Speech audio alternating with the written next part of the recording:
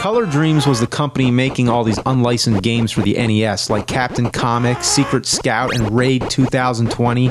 Maybe I'll review that in the year 2020.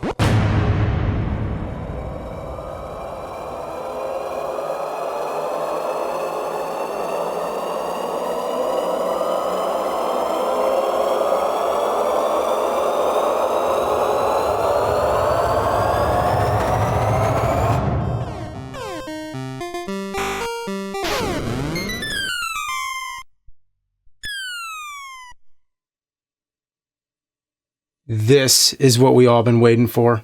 It's gonna take you back to the past to play the shitty games that sucked ass. He'd rather have Buffalo taking diarrhea, dump in his ear.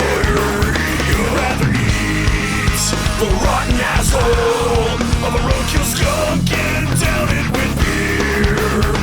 He's the angriest gamer you've ever heard. He's the angry Nintendo nerd. He's the angry Atari Sega nerd. He's the angry video game nerd.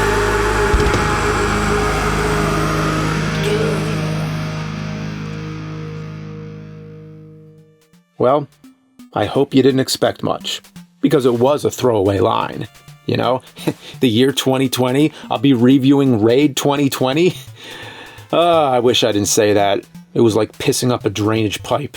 It all comes back to you. I mean, I figured that's a long time. I mean, who knows if I'll even still be alive or the Earth would even exist anymore, but here we are. So what am I going to do? Bail out? I mean, I could. It was just a hypothetical quote. It wasn't legally signed and notarized. I said maybe I'll review it.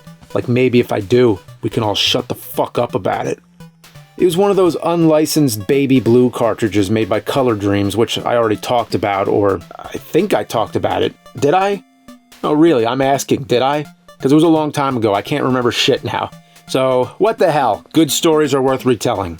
Basically, Color Dreams was making unlicensed NES games, much to the ire of Nintendo, and Nintendo decided if they weren't making money off of these pieces of shit, then nobody else should. Executives from Nintendo then contacted all retailers who were selling Color Dreams games and demanded they stop or their supply of real NES games would be cut off. Yeah, imagine a game store that didn't have any Mario game, but it had Castle of Deceit and Deathbots and Menace Beach and all that shit. And back then, retailers couldn't afford to be cut off by Nintendo, so they just had to say, hey, sorry Color Dreams, you're gonna have to fuck off. And then Color Dreams, without anywhere to sell their games, thought, what would Jesus do? Yeah, so Color Dreams rebranded to Wisdom Tree, or more like stupid-ass piece of shit tree, and sold their games in Christian bookstores, which weren't selling video games to begin with. They were selling Christian books. On top of this, they figured Nintendo wouldn't go after Christian bookstores or else they'd suffer the wrath of God. Because if there's one person Nintendo knew they couldn't tangle with, it was Jesus fucking Christ. And as you know, they switched over to making Bible games. And even before that, they already had the market cornered with shitty, unlicensed, mediocre garbage that Nintendo wanted nothing to do with. And that's how we have Raid 2020. Honestly, the cyberpunk cover art looks pretty cool with that Blade Runner vibe. Blade Runner took place in 2019. So was Raid 2020 trying to be a bootleg sequel or something? Probably not, since the working title of the game was Drug Tsar. Drug Tsar. Drug Tsar. Well, on with the game. Let's play Drug Tsar 2020. Now that's a title screen. You got an Uzi machine gun and a bottle of moose pills or something, and I think those are lines of cocaine? I like this here. Winners fight drugs. Like it's not enough to say no to drugs. That's pussy shit. In the year 2020, if you want to be a winner, you gotta actually fight drugs. Yeah, that's one hell of a thought. Could you imagine fighting drugs, literally? Just getting a big sack of drugs and just punching the shit out of it, Rocky Balboa style? Yeah, speed bag. With actual speed. Speed! Speed! Speed! Alright, I'm gonna start this filth up again for you. But first, let's take in this moment. I'm playing Raid 2020 in the year 2020. AD 2020, a plague of... By the way, I had to do a freeze frame here because it flashes by so quickly you'll never have time to read it. Narcotics transcending the bounds of race, economy, and time have put a stranglehold on America. Wait, what the fuck? Transcending time? The drugs are transcending time? What, like they're coming from the future? You're going into the future to get the drugs? Or the people from the future are traveling back to sell them? I mean, I don't know what, but if you had the capability of time travel, you got to be really doped up if the first thought on your mind is getting more drugs. So you play as a drug enforcement guy or detective or private whatever, but he looks more shady than any of the enemies you gun down. He's like a criminal from a cartoon. He looks like the dude on the neighborhood watch sign. And his name is Shadow. Ooh, Shadow. My first major complaint is that the B and A buttons are switched, with B for jump and A for attack. But I'm beginning to think that's actually more common now, meaning actual good games are less standard than this mountain of turkey turds. Now, speaking of turds, it's not that common when a game that shit actually has shit in it. The birds fire feces all over the place. And what's really great, the thing I absolutely love, is that you can shoot the shit. I never played this game in any year other than 2020, but I couldn't imagine this in the 80s, going into school and telling my friends I was just playing this Nintendo game where I shot up a bunch of mutant bird turds. But the real funny thing, and what this game might be alluding to, is that there actually was a sport in the 60s and 70s, mostly in Eastern Europe and South Africa, which was actually shooting bird turds, because it was like a high-level skill. It was one thing to shoot a bird, but to time it right when the turds are dropping from its foul anus. Actually, nobody does that. I'm just kidding. Okay, where was I? Oh, the game. The objective is simple. You kill drug dealers. Tons of them, all kinds. Some are tall, some are short, some are sad, some are glad, and some are very, very bad. Why are they sad and glad and bad? I do not know. Go ask your dad. You even have cyborg drug dealers. Now, I'm willing to accept the idea of fighting drug-dealing cyborgs, but what's with the birds, bats, and bugs? Is nature attacking too? Just for the hell of it? Are the animals all high on drugs? Is that what's going on here? Are the birds bad guys? Is that why they're wearing eye masks like the Hamburglar? And there's poop-splattered anuses on the floor, and if you step on them, you're dead instantly. And yeah, I looked them up in the instruction manual, and that's what they're called. Poop-splattered anuses. Yeah, now you're not going to trust anything I say, but if you believe one thing, it's that this game is garbage. It's shit packed to the most dense capacity. Revolting controls, putrid piss graphics, vomitous audio, baffling glitches, made from the imagination of a stink bug, and above all, it's repetitive. You just gun down everything in sight for hours and hours. Man, this guy has such a high body count. He's a flat-out serial killer. I mean, I know he's a cop taking down bad guys, but what was the crime again? Drugs? Well, I mean, I get the game is anti-drugs, and sure, drugs are bad, but what's the punishment? Murder? It's basically a crap version of the arcade game Narc, where you shoot the fuck out of drug dealers. Well, Narc was already made into a crappy NES game, so this game is a shittier version of the shitty version of Narc. For a game about going on a shooting spree, your gun is almost useless. Your bullet disappears if you fire another one too soon, so you can't hit the button rapidly, or else your bullets won't go anywhere. It's kind of like taking a shit on an escalator. You watch that log of dookie go up, up, up, up until it's gone, and then it just comes back again with a whole new... And it's not like that at all, sorry. Every now and then you go through a door and slip into this alternate side level where you have to hop across what looks like these wooden support beams for piers. You wouldn't think these things would be such a nuisance, but try jumping across them and you get that choppy perception, that special shitty slippery feeling you get when playing garbage bin NES games. And where the hell am I supposed to be anyway? Looks like the training stage from Karate Kid. Oh look, there he is! Oh, fuck! Back to the main part of the stage, moving around sucks. You think pressing up or down would make you go up or down, but instead you move diagonally. They had to get fancy with it. I think a 3D perspective was a little too ambitious for a game that can't even get B and A right.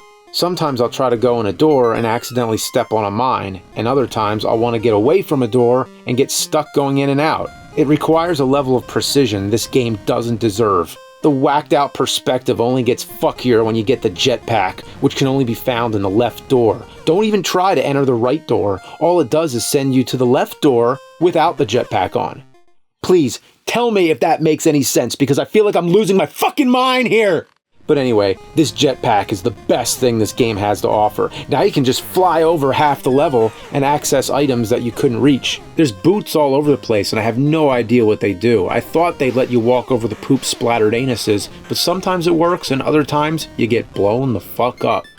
I got blowed up.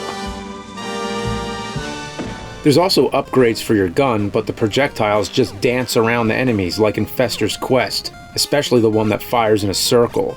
How is that supposed to hit anything? Like, look at this shit. I can't even kill this crow. Maybe the bullets are made of crows. When you beat the level, it says, "Good job, Shadow. Drug trafficking activity has decreased, but the pier is still infested with dealers. Go save our pier?" Wow. So we're not fucking around here. We really have to kill every single person we see. Damn. So let's go back through the level and gun down every last degenerate fuck. Dead, dead, dead, dead, dead, dead, dead, dead, dead. Okay, did I kill enough fucking people? I don't see anyone else. So, I exit the level again, and... What the fuck? Who did I miss? All that's left are the bugs, birds, and bats. Are they all drug dealers too? Wow. What a bleak future Color Dreams painted for the year 2020. The drug epidemic's gotten so bad that even the local wildlife is trying to get you high. Could you imagine walking through the park and a pigeon's trying to get you hooked on heroin? Okay, I figured it out, and you're not gonna believe this. Extra enemies will respawn when you hit the select button. Yeah, when you bring up the menu and then come back out of the menu, there'll be certain enemies there that weren't there before. So you have to go back through every room hitting the select button to make them all show up. Yeah, I walked through this level like 5 times, and there was only one enemy left to kill. Well, damn. You think maybe we could have let that one guy live? I mean, after all, he was hiding in a room after you just laid waste to everything on the pier. I mean, after witnessing the death of all his drug-dealing friends, don't you think maybe he'll change his ways? Well, in the year 2020, winners fight drugs. Alright, so I killed the last guy, and finally, I'm off to the second level. It starts up and whoa! I'm on a boat now? Well, at least the game has some variety. There's a tiny helicopter face-fucking me. I'm stuck in between an alligator with whiskers and a coked-up killer whale. This is quite a scene. It's drug-fueled madness where you can't touch anything. Rocks kill you in one hit, turrets shoot in every direction, helicopters slam into you, orcas are swimming everywhere, and of course, logs of shabby-looking chocolate bars that fell in the toilet next to a log of shit. You can upgrade your weapon here, but now you move at half the speed, so you're not doing much to help yourself, like blowing your nose into a tissue that you just used to wipe your asshole. You just gotta destroy all the helicopters, and now we're ready to move on to level 3. You know, so far, for a game that takes place in the year 2020, it seems fairly accurate. I mean, there's no flying cars or futuristic shit, just piers, boats, seagulls that attack, exaggerated but still set in a normal world. So, unlike Street Fighter 2010, I think Color Dreams actually got the time period correct. Oh boy! Holy shit! It's the space city of Technopolis, populated with robots, flying saucers, blue worms, electric snowballs, guys with faces impaled with bazookas. Yeah, that's the style in 2020. And you can turn into a spaceship shooting sonic booms or a motorcycle. Now, this is the future I was expecting. Then you get a message saying to destroy the drug satellite, and then wait. Drug satellite? Drug satellite. Wow. Now my mind's blown. They're actually broadcasting the drugs via satellite. Oh, well, it is the year 2020. I mean, maybe now they're actually doing that. I mean, that's how I feel playing this. Like I'm going insane. Whoa, what now? The game turned into Action 52. Oh my God. I don't even know what's going on. I'm just mashing buttons hoping I'm hitting shit. Next stage is back to normal. Running around the laundry room fighting giant mice. Yeah, that's normal for this game. Sadly though, I died and ran out of continues. I'm sorry, but I'm not playing that boat level or getting gangbanged by the drug satellite and its blue balls another 50 times, so I'm gonna use a level skip code. And this code You're not going to believe how you do it. I mean, seriously, you are going to think I am making it up, but I promise you, for real, this is actually how you do the code. You need to plug in the second controller. Why you have to plug in the second controller to enter a code for a one-player game is beyond me. So on controller 1, you hold up and A, and on controller 2, you hold up. Have fun with that. Then you let go on the first controller and hit the B button, and then hold B to hit select. Keeping in mind, you don't just hold B, it's a tap and a hold. I guess they figured they fucked up the game so bad, they might as well make the code something so secret that no one will ever guess how it's done. Well, I would have never guessed that. So mission accomplished. And that's not all. You have to do it during gameplay, not at the title screen, not while paused. It's the only code I know of that's this complicated and that you also have to do while fending off enemies. Imagine if you're trying to do the Contra code, but you had to plug in an NES 4 score and 4 controllers. On controller 1, you hit up, up. On controller 2, down, down. On controller 3, left, right, left, right. And on controller 4, hit B, A, start. What was Color Dreams thinking? I bet nuclear launch codes aren't as complicated as this. So, back to the shit show. I'm getting shot at from all angles. There's robots, turrets, and mines all over the place. The goal is to destroy the villain Pitbull's computers, and it's one of those where the fuck do you go kind of stages. I ran all around, but every door brought me back to the beginning. Then I found out by accident that you have to go into this black rectangle next to the doors to get to the top. You know, I don't even question anymore. At this point, I've seen almost everything. Oh, and these rectangles are everywhere, but it's only this specific one that actually does anything. And just to think, I found it by accident, by missing the door that I thought I was trying to get into.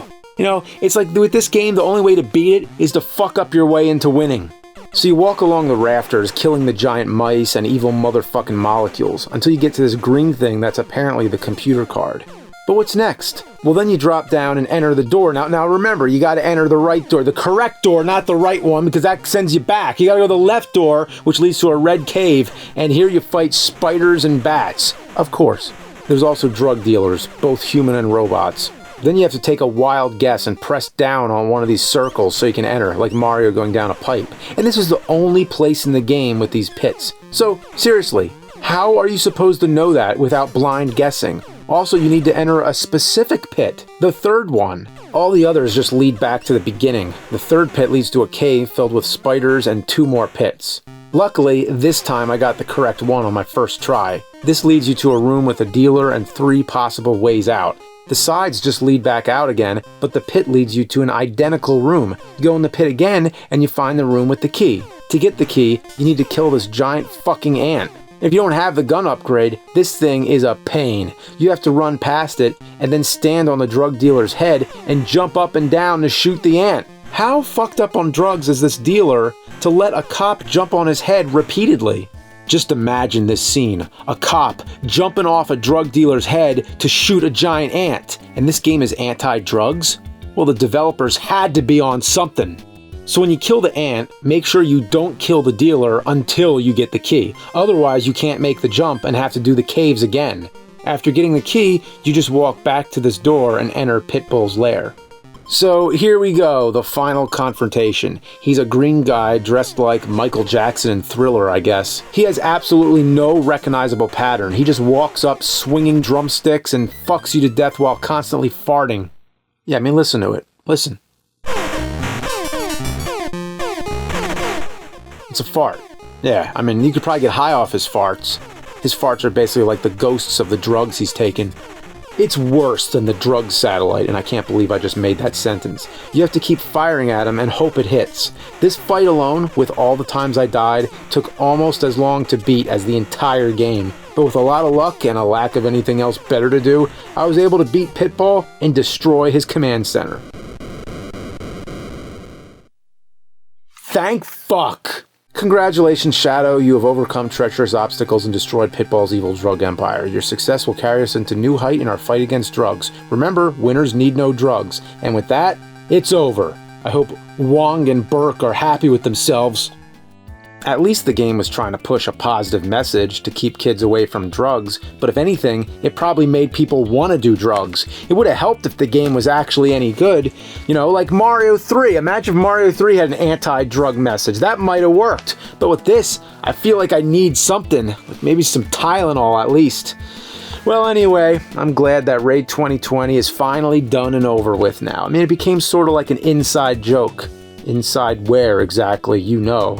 But there exist more games out there with future dates that my future self might have to deal with. Maybe I'll play Phantom 2040 in the year 2040, or Rush 2049 in the year 2049. Then it's only a couple decades until Cyberball 2070, and if the new game Cyberpunk 2077 sucks, I can play that in 2077. But then, in all honesty, I might have the perfect excuse not to, because I'll be 97 or dead. But then, in 2084, after my body is replaced by a T-800 endoskeleton with human skin, I can review Robotron 2084, or Robot Ron if you prefer. In 2142, I'll upload my consciousness into the cloud, transcending physical existence and becoming everything and nothing so I can review Battlefield 2142. I'm glad that one's not for a while. In the year 3000, I'll play SimCity 3000 for the remaining humans after my self-aware mechanical herd of nerds wipes out the majority of the human population. Then, the machines will make a time displacement device and send me back to the years I wasn't reviewing games and review those also. I'll play every Madden in the year they came out, Madden 94, Madden 95, Madden 96, and once I get through all the Madden games, I'll go back to the year 64 and do Mario 64, Pilot Wings 64, and all the N64 games with 64 in the title. And then, just in case you thought it was 1964, I'll go to the year 1964 and do them all over again. Speaking of which, no one will know the difference because they've never seen a video game. In fact, they'd be so impressed with it, it would be like some kind of technological miracle. Who is this weird robot guy who came from the future and brought electronic video TV games? Then I decide, well, maybe I should have starred them with Atari 2600 because that would be simpler rather than making somebody play a 3D game who's never seen or heard of a video game. But then I figure, well, why not go to the year 2600 to play Atari 2600 and then to the year 7800 for Atari 7800, and wow, that's a long time from now, and I don't even think video games exist anymore. Or the complete opposite, I'd play Atari Jaguar in the year Jaguar, because now Apple's naming all of them, and because numbers actually ran out by now, and you know, everything else is going on, poopity turd, fuck, and shit. He's the angry video game nerd.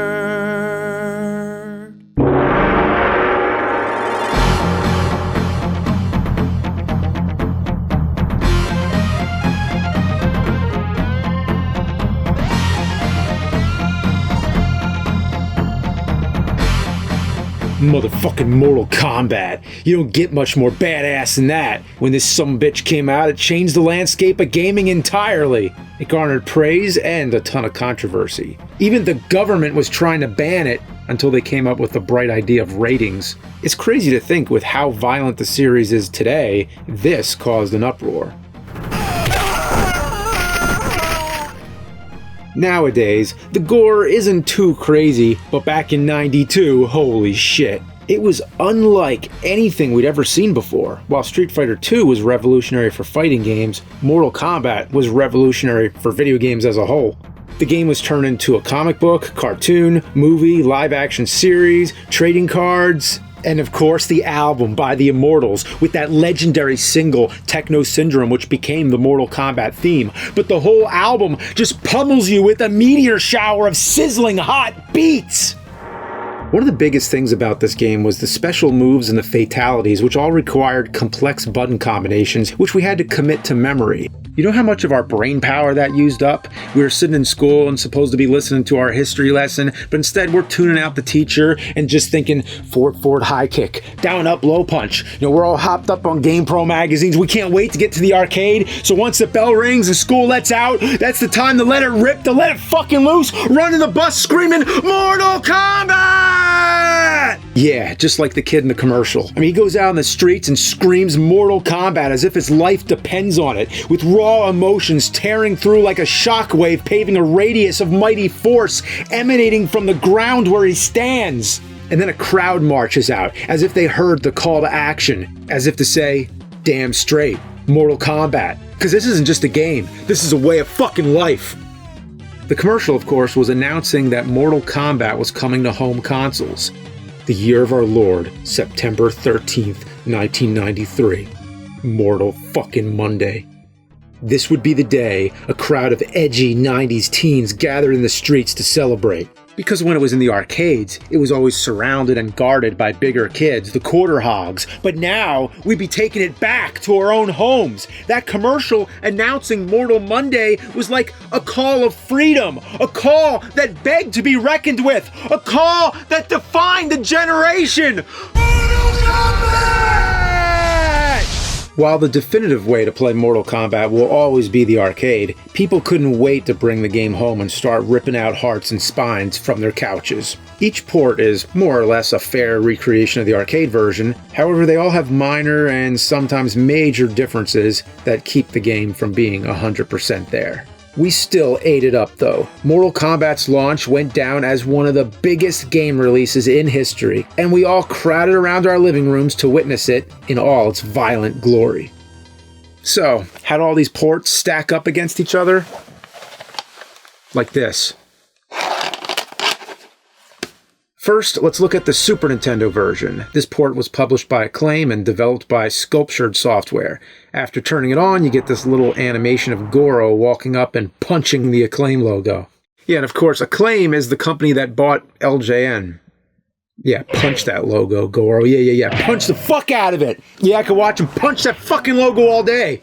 So, right off the bat, I'm going to address the elephant in the room. The thing that everybody talks about is that the Super Nintendo version was censored and is infamous for removing the blood or replacing it with sweat. The sweat thing? If that's really supposed to be sweat, you know what? That's kind of disgusting. I think it's even more disgusting than blood. I mean, how sweaty are these fighters to begin with? They only just started fighting and like a gallon of sweat came out of Scorpion. I hope they're slamming down Gatorade in between matches, otherwise they're going to have some serious dehydration issues. In my opinion, the first Mortal Kombat was never known to be a tight and precise fighting game. It was more of a mindless blood sport that you and your friends played for fun. And it was just the style of it, how it was basically like Enter the Dragon, the game. But removing the blood just makes this a mediocre fighter on the Super Nintendo, with Street Fighter II Turbo out the same year. But sadly, compared to all the other issues this game has, the lack of blood is only minor. But before we get into this shit, let's talk about what this game does well. For one, the game looks pretty damn close to the arcade. The graphics are clean, the sound is decent, and the voice samples sound pretty clear. Right. But all that is shit on by some of the most frustrating controls I've ever felt. The game just feels unresponsive. There's been so many times where I'm hitting buttons and nothing happens. Sometimes I'll be nowhere near the enemy, but able to sweep them infinitely from a mile away. So another thing that blows is getting hit while shooting a projectile cancels your projectile. In the arcade version, if I shoot ice but get hit by the opponent's projectile, my ice still hits them, but in the Super Nintendo version, it disappears. I don't know why they would program it like this. All this really comes to a head when you hit the endurance levels. Oh my lord, the endurance levels. I spent more time on these 3 levels than I did on the rest of the game. Having to beat 2 opponents while struggling to control the game makes these 3 levels a shit show. I can't stand it when I beat the first opponent, and the second opponent comes in and cheap shots me. In the arcade, these parts are tough, but they still seem fair. It really does come down to a test of endurance, but the Super Nintendo version is a test of patience. The computer gets really cheap here too. It's demoralizing. Having to continue over and over just to lose when you're so close to the end is really painful. What's worse is Goro and Shang Tsung are fucking pushovers. I destroyed them on my first try. I was kinda disappointed. Can you have some fucking balance here? And speaking of disappointing, let's take a look at the fatalities. In every version of the game, the only people whose fatalities stay the same are Scorpion, Sonya, and Liu Kang. I never really understood Liu Kang's fatality. He flops all around and uppercuts you. It's awful. Kano's is also kind of the same, but I don't understand what he's ripping out of Liu Kang. I guess it's his sweat gland or something? Sub-Zero loses his famous head rip and instead freezes and shatters you. That makes sense, actually. I think it's a more appropriate fatality for Sub-Zero. But what I don't understand is how do they scream after being frozen and shattered? Raiden's fatality is pretty cool too. He electrocutes you into dust. To be honest, I actually like this over his original fatality. The pit fatality is pretty lame. Without blood, it just looks wrong. When Johnny Cage gets knocked down, he just chills out down there. He looks completely fine, like by some miracle he fell all the way down and missed the spikes. Speaking of Johnny Cage, his fatality is by far the worst in the game, and maybe even the whole series. He kicks you in the chest and his foot disappears while they just flail around. I mean, this right here is the epitome of not even trying. I mean, you couldn't even try to make that happen. His foot disappears before it even touches. What is going on? Well, this gets my award for the shittiest fatality. Alright, well, let's move on to the next one. The Genesis version. Now, let me tell you straight out, this is a deal breaker to me, because 3 buttons? 3 buttons for Mortal Kombat? How does that work? Both high punch and low punch share the A button. A regular tap is a low punch. If you're holding a direction, it turns it to high punch. B and C are both the kick buttons, and start is block. So it can be done, but the thing is, you just gotta get a 6-button controller. If you have the 6-button controller, you're fine. The main advantage this one has over the Super Nintendo is the blood. Yep, it has the blood. After you put in a code, that is. Without the code, you get censored fatalities and no blood. The censored fatalities in this one are actually worse than the Super Nintendo version. Sub-Zero just uppercuts you into the air, Johnny Cage shadow kicks you off the screen, Raiden shoots lightning and you fall, and Kano steals your wallet?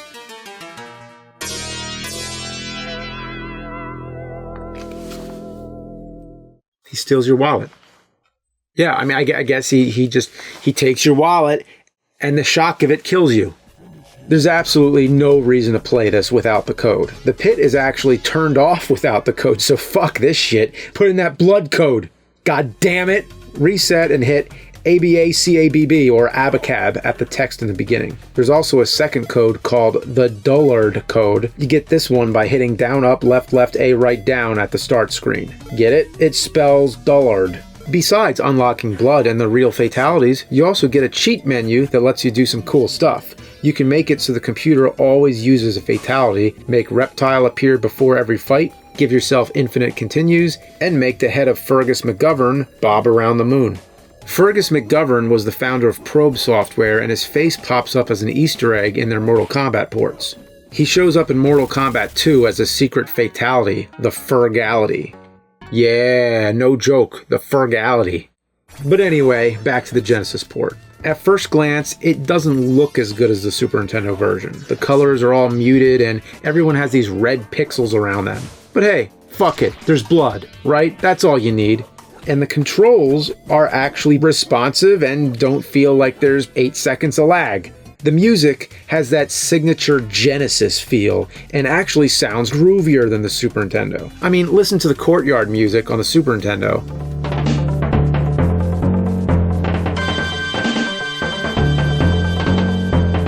And compare it to the Genesis.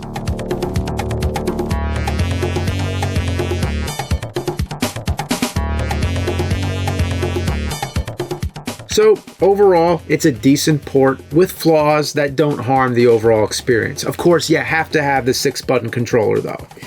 Now, let's fuck it all up and play Mortal Kombat on Game Boy. Yeah, can you believe I'm doing this? You want to bring Mortal Kombat with you wherever you go, huh? Well, to that I say don't. Just don't. Wait till you get home, because this is easily the worst version of Mortal Kombat I've played so far. This one was also made by Probe, but they must have rushed through this and spent all their game development talent on the Genesis version. The music is a mess of screeches and farts. It just sounds like ass and a half.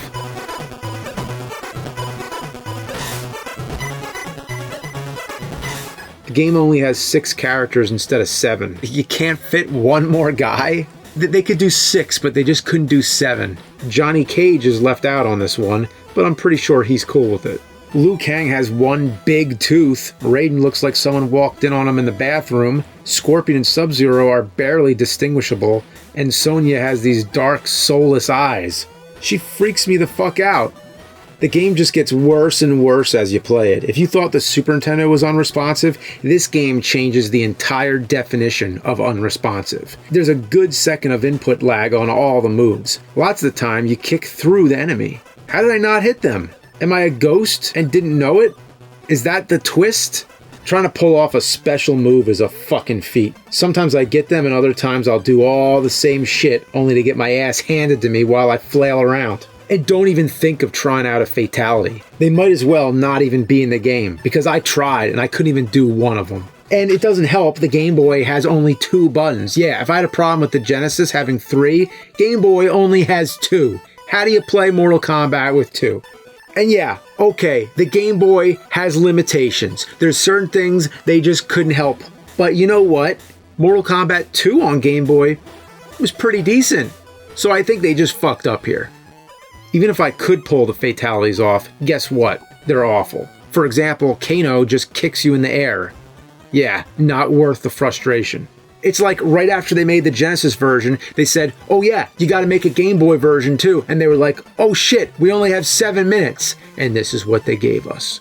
After playing through it for almost an hour, I managed to get to Goro, but boy, he fucked my shit up. In the first round, he was super easy, but then he went into like a panic mode and decimated me.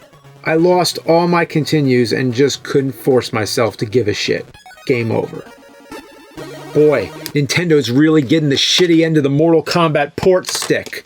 Well, hopefully Sega can salvage it with the Game Gear version and round it out nicely. This one has a blood code, and it's in color! Oh, and unlike the Game Boy, has Johnny Cage. But no Kano. Overall, it's okay, but compared to the Game Boy, it's legendary. I mean, if you're looking for Mortal Kombat on the go, this is the one you want. All the fatalities are here too, just Game Gearified. Sadly, there's no pit fatality, even though the only 2 levels you get are Goro's Lair and the pit. The game does have some issues. It looks real choppy and slow. The background always jitters when you move, and the game feels like the characters are underwater. And for some reason, Goro is shorter in this version. Looks so weird. Goro's supposed to be the most intimidating boss in the game. He's a huge 4-armed monster man and the prince of the Shokan race. He commands the armies of Outworld, but here he just looks goofy. It's like when they made tiny Goros as pets in the Judge Dredd arcade game. Maybe we'll do that sometime. Well, it's passable, but still kinda shitty, and I can't end on something that's kinda shitty, you know? So instead, let's end on some real ass vomit! Mortal Kombat on Tiger Electronics. 2 of them! 2! Yeah, cause why the fuck not? And would you know, Hasbro is bringing these things back? So the timing's perfect. So the first of the 2 was a standard Tiger Electronic in '93, and the commercial was hilarious. It was a bunch of kids on a playground trying to get rid of the damn game. Even the kids in the commercial didn't want this thing. But then in '94, they made a Tiger Barcodes version, or Barcods.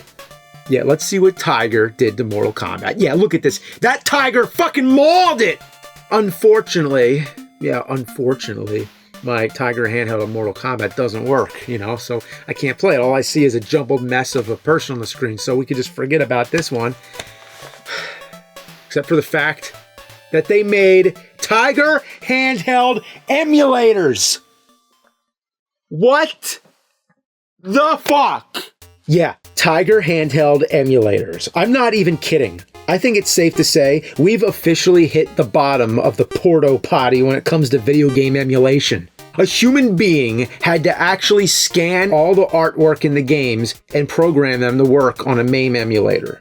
So what you're seeing here is an emulated version of the Tiger Electronic Mortal Kombat.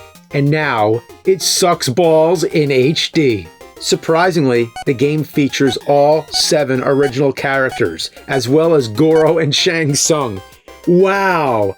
The Game Boy and Game Gear version couldn't even get all 7. Well, that's 1 point for Tiger Electronics. Go get him, Tiger! But each character is just the same with graphics added. Sonya is the worst of all because she shares the same body as Johnny Cage and Liu Kang. There actually do exist button combinations where you can pull off special moves. This is also how you do the finishing moves, which just knocks them out. It's shitty, but honestly, I think I'd rather play this than the Game Boy version. Moving on, we have the Tiger Barcods version. This one's a bit bigger and actually has real sound instead of just beeps and boops. There's only 4 selectable characters in this one: Liu Kang, Raiden, Sub-Zero, and Scorpion. And Goro's the only boss, no Shang Tsung. The special moves and fatalities are the same as in the other Tiger game, but this time when you pull off a fatality, the opponent turns into a skeleton, which is kinda cool for a Tiger game. I mean, who would have thought? Fatalities in a Tiger game? And one really weird thing about this is that it comes with trading cards. No, not these trading cards. These kind of trading cards, which are the kind that you scan to get all kinds of power-ups and shit. I guess that's kinda cool, but you never know what the cards are gonna do. Some cards give your character or the opponent more strength, defense, life, etc., but some cards outright kill you. Why would you want a card that kills you before the fight even starts? What is the point? And it's not like there's any descriptions on these cards that really tell you exactly what they do. It's just a guessing game, so they threw the death ones on here just to be assholes. There's also a card that kills the opponent without even having to fight them. Just scan it and they die. You can actually beat the entire game by just scanning this card. Yeah, so in case you're planning to speed run a Tiger game, you could just scan this 10 times. I don't see the point. Why even turn the damn thing on to begin with?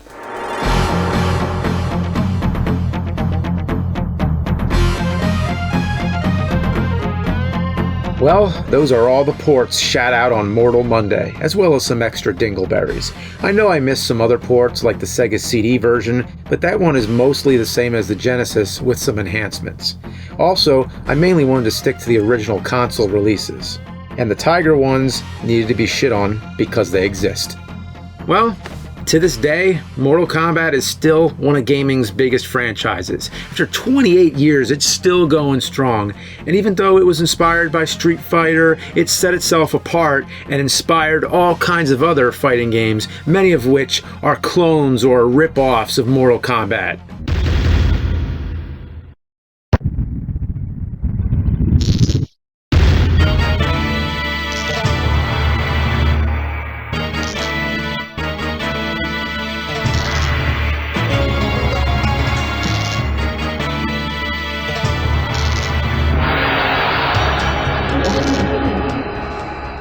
What the fuck?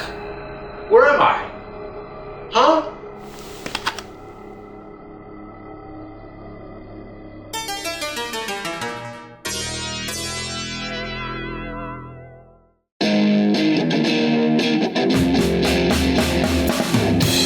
He's gonna take you back to the past to play the shitty games that suck ass. He'd rather have a buffalo take a diarrhea dump in his ear. He'd rather eat the rotten asshole of a roadkill skunk and down it with beer. He's the angriest gamer you've ever heard.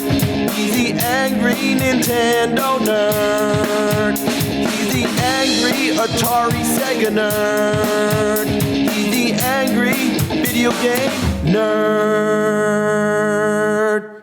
Where were we? Okay, so as I was saying last time, Mortal Kombat went on to inspire a generation of knockoffs and imitators that just couldn't replicate what Midway was doing, but don't think that stopped anyone from trying.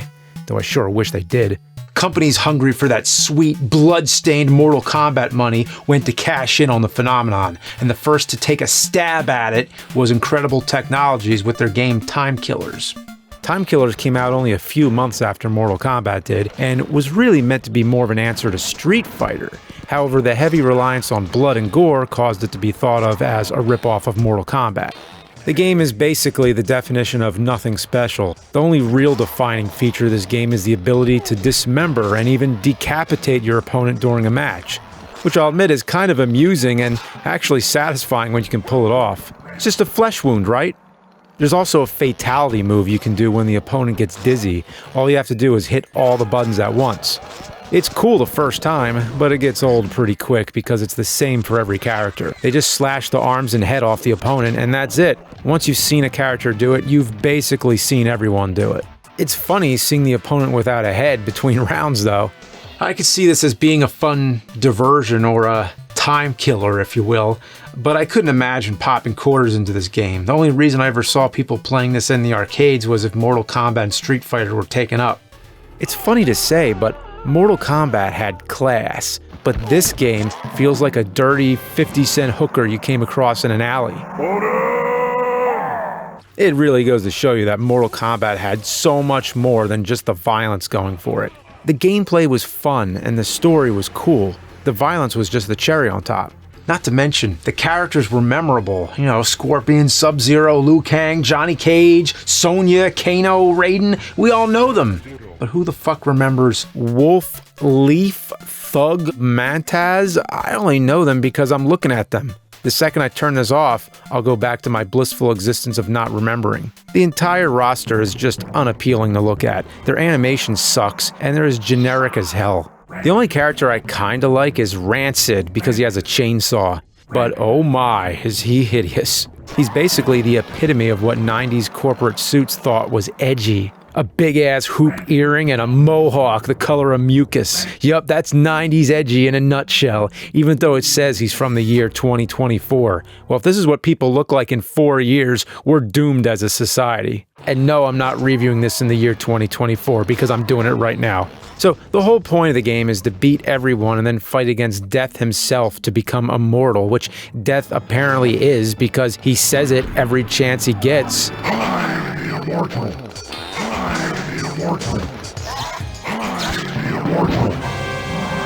To beat Death, you have to finish him off by decapitating him, which, trust me, is way easier said than done. Death puts every Mortal Kombat boss to shame. Goro, Shang Tsung, Shao Kahn. Death thinks they're all a bunch of pussies. All of his moves are insanely difficult to block, and he often cancels out your moves. He can even one-shot you before the round barely begins. Death is a fuck. I have an unhealthy amount of hate for this game. Seriously, you need to spend a goddamn paycheck to beat this asshole in an actual arcade machine. It took me 14 tries, but I was able to slice his head off Highlander style, so there's $7 in fake quarters and about an hour of my life wasted. Luckily, I'm immortal now. So this wasn't exactly the Mortal Kombat killer that Incredible Technologies hoped it would be, but Time Killers was apparently popular enough to warrant a console port, so here's Time Killers on Sega Genesis.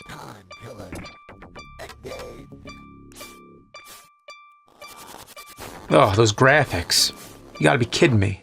Okay, so this game came out in '96. I mean, what's the point? There were Genesis games in '89 that looked better than this. This could pass as an NES or Master System game. Look at this. Matrix doesn't even have a face. She doesn't have a face. The sound is god-awful too. All the characters sound like they're being strangled. And the music sounds like the London Symphony Orchestra if they replaced their instruments with diseased roosters. The fact that this got released so late in the Genesis's lifespan, and no, the fact this got released at all, shows they just didn't give a fuck. I played the game long enough to get to Death, which took less than 10 minutes. I beat every other character on my first try, but Death is as cheap as ever. And unlike the arcade, you only get 4 continues, so yeah, I didn't beat him, and I don't give a shit. I'd rather play Fred Savage Fury Tournament Fighter. At least that one had better controls. This is not worthy of the Sega Genesis. I mean, I don't understand how an actual person could look at this game and think it was morally right to charge money for it. They sold this to people for money. They should be ashamed.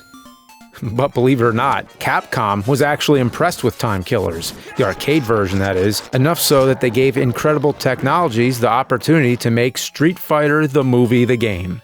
So get this, a company that ripped off Mortal Kombat and Street Fighter was paid by Capcom to make a Street Fighter game that rips off Mortal Kombat.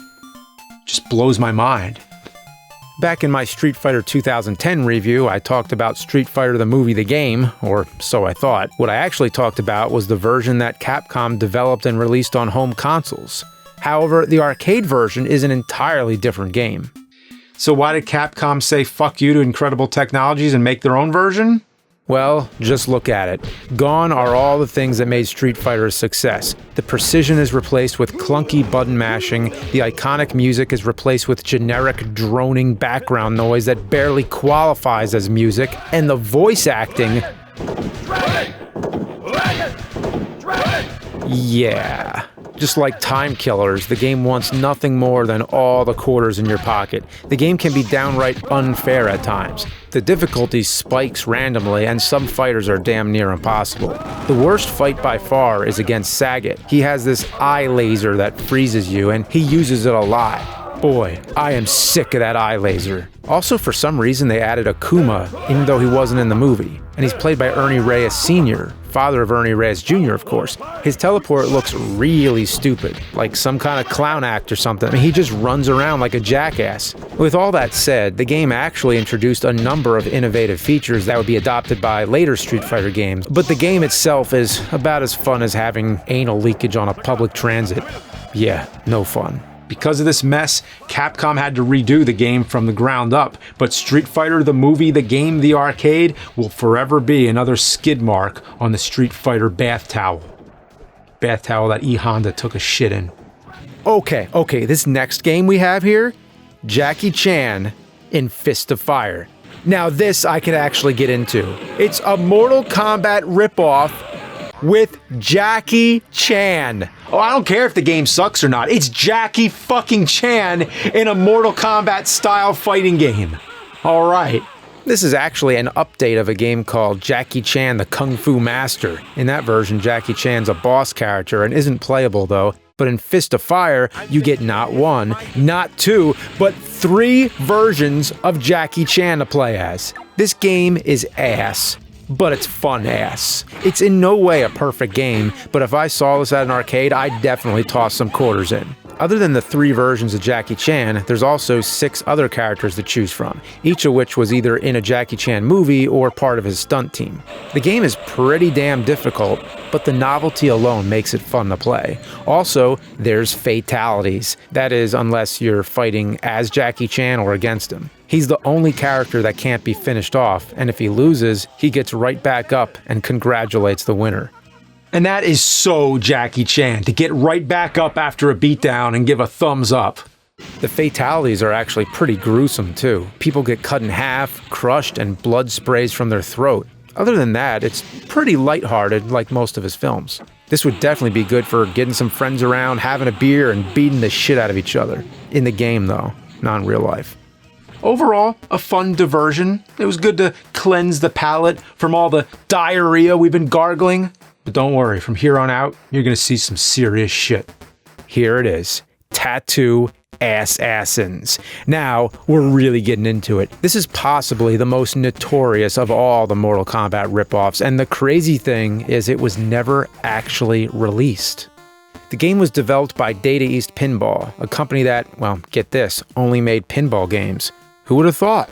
But what's even crazier, it was created by Bob Gale, the writer of Back to the Future. Yeah, I don't even know what to think of this. A Mortal Kombat ripoff developed by a pinball company, created by the writer of Back to the Future? Is this real life? The story centers around this guy in a diaper and his magic ink that gives people powers. Only certain people can handle the ink, while others turn into hideous mutants. An evil guy named Colden steals the ink and decides to make an army of mutants to take over the world, and you have to stop him. There's 9 extremely generic characters to choose from, all with their own unique marketing logo and backstory. Honestly though, I haven't read any of them because I can't stop staring at their faces. The eyes are drawn on most of them. Some look okay, I guess, but others have these weird googly eyes that are staring off to the side. The best is AC Current with the goofiest smile I've ever seen. So what really makes Tattoo Assassins stand out from all other fighting games is the amount of fatalities. Yeah, they really cut no corners with this one. I mean, this has more fatalities than any other game. You know how many? 2,196. Wow, I don't know, guys. You think maybe? Do you think that's enough fatalities? I mean, if there's 2,196 fatalities and 9 characters, that means each one has 244 fatalities. Mortal Kombat only has 1 or 2 per character, but that's pussy shit compared to Tattoo Assassins. Yeah, no joke. There are so many fatalities that all you have to do is mash random buttons at the end of a fight, and odds are you'll do one. I swear, I'm just hitting whatever and I do a fatality every time. Well, the game's great for people who can't pull off fatalities. All you have to do is mash buttons and there you go. Well, thank God for Bob Gale and Data East Pinball. The fatalities can get pretty weird too. I mean, they really took the idea to the most absurd levels. People turn into Mona Lisa, have a fly swatter smash them, get crushed by a JPEG of the Titanic, and my favorite, get burned to death by flaming farts. Okay, I'll give them that. Mortal Kombat didn't have flaming fart fatalities. Not until the PlayStation 2 era.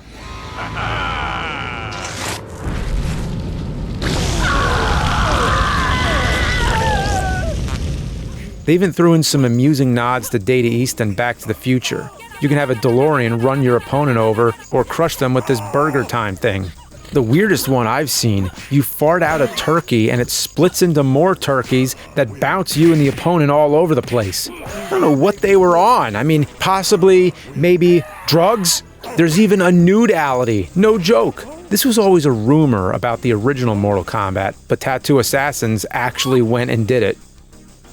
While Tattoo Assassins goes above and beyond in the fatality department, it completely took it up the ass on gameplay.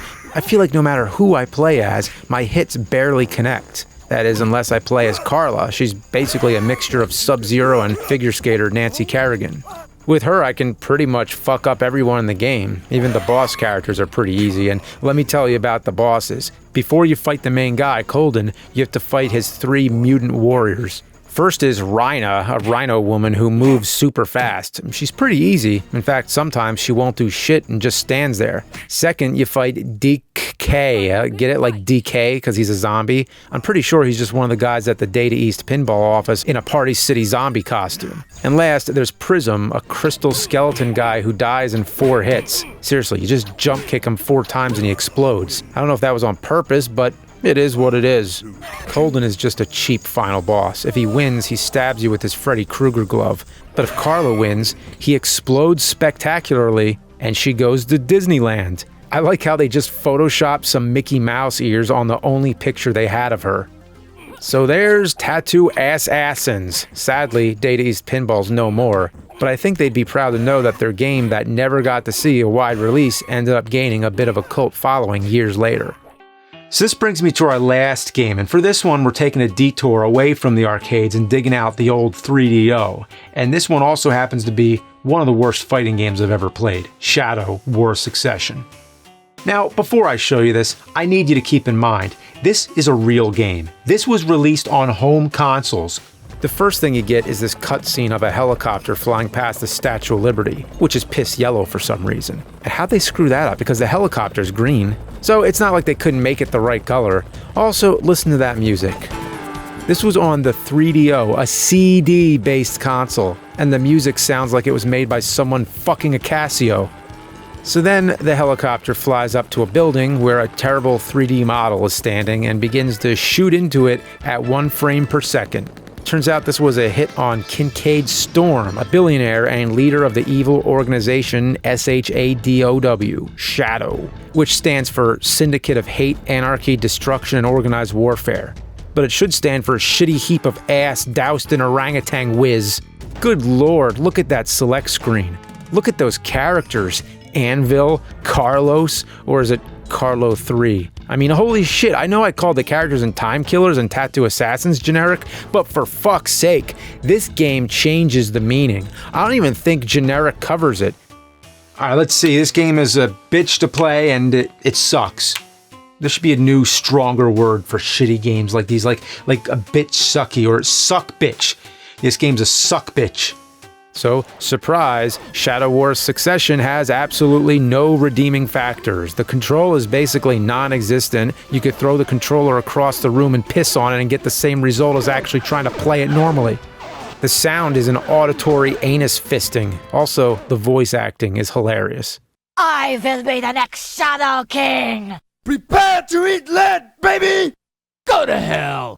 Underneath all that garbage, you're just like all the street punks I've wasted before! I think the best part, though, is the fact they forgot the fatalities. They forgot the fatalities. The game prompts you to finish your opponent, but they never actually program the fatalities. I'd rather play Mortal Kombat on the Super Nintendo than this any day. I'd rather play the Genesis version with the 3-button controller. I'd rather play the Game Boy version or even the Tiger games instead of this. How do you rip off Mortal Kombat but fail so hard you forget to program fatalities in the game? Not like it'd help, the game itself is such a mess that nothing could possibly save it. The first time I played this game, I used 7 continues on the first character, Gabriella, and mind you, I was on the easiest difficulty. No matter what I did, I couldn't hit her. Then, when I tried everyone else, I finally chose Gabriella and realized that she seemed to be the only character that was actually programmed somewhat right. She's the only person I can actually win as. With everyone else, I get my ass stomped, especially Carlos, and he's holding a goddamn shotgun. So I struggled my way through the game only to get to the end and find out you can't fight the boss on easy mode, so I went through again. I was able to get to the end with all my continues intact, but then I got to the final boss. Apparently, he's the guy from the beginning who got shot by the helicopter, but now he's a cyborg or whatever. It doesn't matter, all you need to know is he puts every video game final boss to shame, even death from time killers. On top of the controls not working most of the time, he's cheap as fuck. He constantly spams projectiles, takes less damage than normal characters, and has a spin move that's the thing nightmares come from. Once he uses it, you're pretty much fucked, because then he just beats the ever-loving shit out of you in the corner. So here we go. I blew 8 continues and this is my last one. It's do or die. I've come this far and I can't bear the idea of playing this one more minute. And he destroys me. Game over.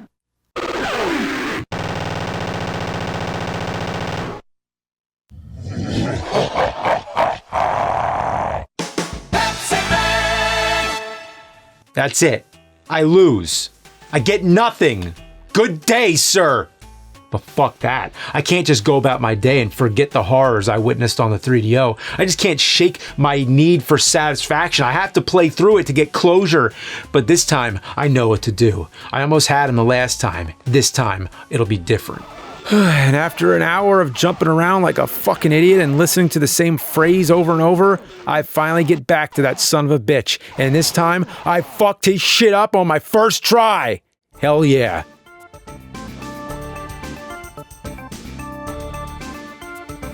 Well, that's the ending. Can't say I expected much. You know, I had to beat it for my own peace of mind, but was it worth it?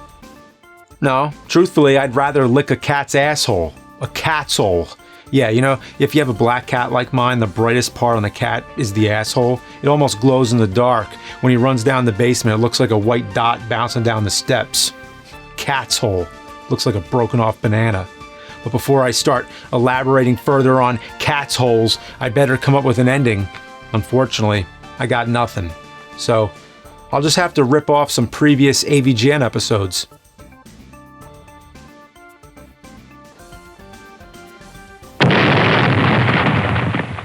So after you beat the boss, you get to see the best ending in video game history.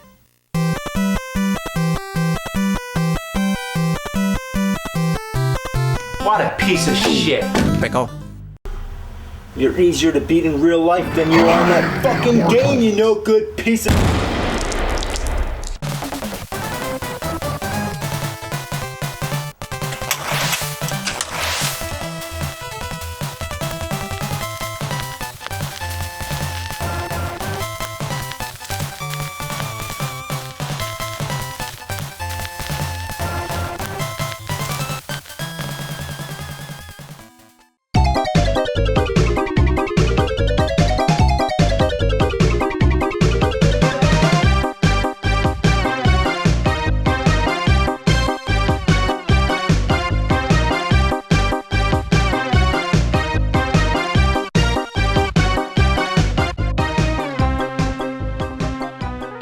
I think, in my opinion, the Super Nintendo has the best library of any game console. Super Metroid, Mega Man X, Castlevania 4, SimCity, Pilot Wings, F-Zero, Final Fantasy 3, Chrono Trigger, Donkey Kong Country, Mario World, Mario RPG, Mario Kart, Zelda, Link to the Past, Earthbound. You just can't top it. So it had a lot of good games, but if you dig deep enough, if you sniff hard for that diarrhea dookie, you'll find rare, putrid, shit-crusted gems such as Wizard of Oz or Lester the Unlikable. And if you really want to get down to it, Hong Kong 97, but that doesn't really count because it was just a ROM for the Super Famicom only, and it wasn't even really much of a game at all.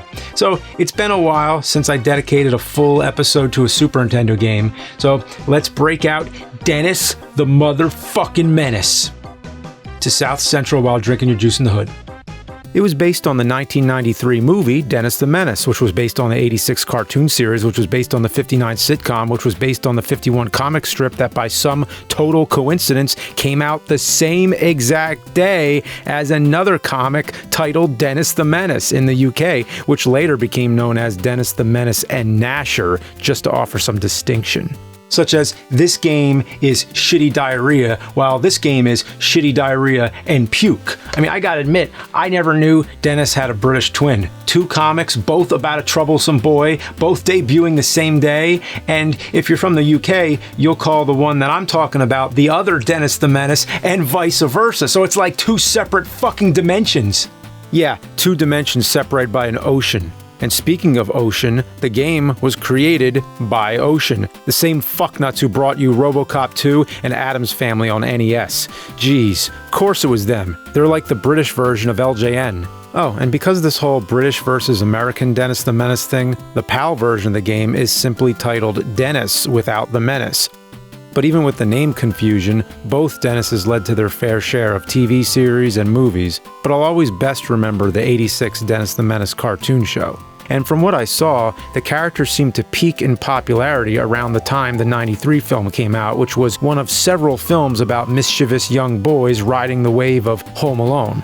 It was all about traps, pranks, and toy weapons. When you look at the evolution of action movies, beginning with westerns, you'll notice how the main choice of weapon always changes. In the 50s and 60s, it was all about rifles. In the late 70s and 80s, it was lasers. But as soon as the 90s hit, it was slingshots and squirt guns. Alright, let's start this garbage up. You notice how I already declared it garbage before the review even begins? Yeah, that means we already hit bottom. Our face is already in the toilet bowl, and the only direction now is to force our way down into the septic tank. I'm just saying, it's gonna suck. Please expect no positivity.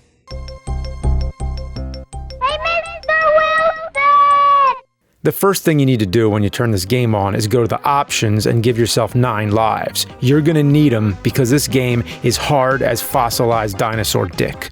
It's a non-stop shitstorm. Everything you see wants you dead. It's filled to max capacity with enemies and hazards. I usually can't make it 10 seconds without getting hit. Traditionally, the character Dennis keeps annoying his neighbor, Mr. Wilson. Even though Dennis means well, he always ends up causing huge problems for Mr. Wilson. He was like the original Steve Urkel, and in that same regard, it seems the game is just as troublesome to the player. So they got that right. The first level has you running through the hallways of Mr. Wilson's house. Now the halls just keep going on and on. If this was a real house, it would take up an entire block but only be about 10 feet wide. Imagine living next door to this monstrosity. Also, does Mr. Wilson's house have some kind of poltergeist? An infinite amount of records are flying off the record player? Teacups, bowling balls, boxing gloves, and even suppositories try to kill you. He also owns 1 million purple cats. The Tiger King's got nothing on him. His attic is infested with spiders and these creepy-ass bats that look like they have human faces. And his main concern is Dennis? Why hasn't this poor guy moved out by now? Move out of this haunted, fucked up house. And not just move out, but call the vacuum cleaner guy from Breaking Bad to hide his identity. Start a new life. And considering how many platforms, extra beds, cabinets, and needless household objects, I haven't seen a single bathroom. The weapons suck. You start off with a squirt gun that doesn't do diddly dick. Sometimes it freezes enemies for a second, but most of the time it does absolutely nothing. At least it's better than the Kane and Jekyll and Hyde, which does worse than nothing. It gets you dangerously close to enemies or even riles them up to attack you. So while the squirt gun does nothing, at least it's better than negative nothing. And that's a positive way to look at it, right? Well, the negative side to that is there's no such thing as negative nothing. Am I sure about that? I'm positive. You grab a slingshot at the beginning, but it also sucks. It shoots like 2 feet in front of you and hits the ground. There's also a pea shooter in the basement. That's the weapon you want, but it's a massive hike to get it. The path to it requires some serious pinpoint platforming accuracy. If you mess up, you have to run all the way back and start over. They made sure the path you need to be on is the most convoluted, out-of-the-way path possible. And it doesn't help that there's a million things trying to kill you at every step. So I'm just running around and holy shit! It's Mr. Wilson himself. Out of nowhere comes this freaky giant Walter Matthau who charges at you and takes you away. If he catches you, it's instant death. That's right, Mr. Wilson finally did it. He killed Dennis the Menace. So who's the real Menace? Can you look more menacing, man? I gotta say, this is the type of game where you play the first level, run around like an idiot, finding doors you can't open, things you can't jump on, items and platforms you can't reach, and get so stressed out, you give up and turn the game off. Yeah, it's one of those. For the longest time, I couldn't even figure out what to do. Well, it turns out the object of the game is to collect 4 coins and find the end. That doesn't sound hard, but trust me, it is. Every level is a sprawling labyrinth and there's no indication of where the coins actually are. You just have to run around aimlessly for what feels like an eternity. It's like trying to find pieces of broken glass in an Olympic-sized swimming pool, and needless to say, the reward is rather painful. Sometimes you could even see a coin but have no idea how the fuck to get it. Everything in the level looks the same and all the enemies respawn, so it's hard to know if I ran through that area already. Most of the time I'm running in circles and have absolutely no idea. Oh, and of course there's a time limit and it ends up being the biggest antagonist in the whole game. You have 999 seconds, which ends up being a little over 15 minutes, but if you die, the timer doesn't reset. No. And if that reaches 0, you lose all your lives and have to continue.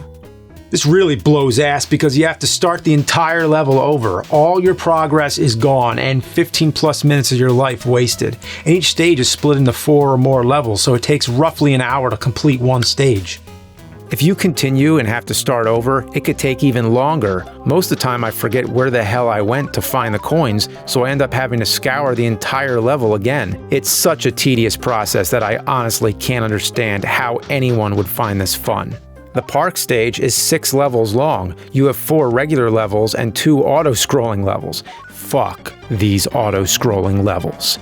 These are a nightmare. If you make one mistake, you're done for. Enemies are everywhere. There's squirrels launching nuts, invincible owls, birds, bouncing balls, and swinging sacks. While dodging all this shit, you also have to make sure the dog stays close because you need it to make certain jumps. If you fuck up in any way, you have to start the entire thing over, and like everything else, these levels go on forever. The feeling of getting far into the level only to lose is maddening. This level goes on for about 5 minutes, and that's if you don't die. If you do die, it could go on 20 minutes or more. Now think about that. This is only the 3rd level in the game, and I've been playing for 45 minutes. And this game has over 20 levels. I'm not joking. The level design is an asshole-ish anomaly of astrological proportions. Whoever is responsible for it obviously hates anyone who plays video games. There is absolutely no reason a game based on Dennis the Menace should be this hard. Fuck Contra and Ninja Gaiden. Dennis the Menace makes those games look easy. It's like they didn't want anyone to play it. It has no purpose except for sadistic shit-seekers like myself. Even after you beat this, there's no comfort because you still have to play through 4 more levels in the park stage. The music just drones on and it's permanently burned into my memory. Each level ends with a boss fight that requires no skill, just the patience of a fucking saint. The first boss is this deranged girl on a swing, just when I thought things couldn't get any freakier. I mean, look at her face. She has this exaggerated Ren and Stimpy style expression. You just have to keep shooting her while dodging a mouse and an acorn. And when you beat her, she flies off and dies. Now, all that freakiness aside, this was just a regular girl swinging on a swing. Dennis the Menace. More like Dennis the Murderer. Oh, Mr. Wilson! What do you want?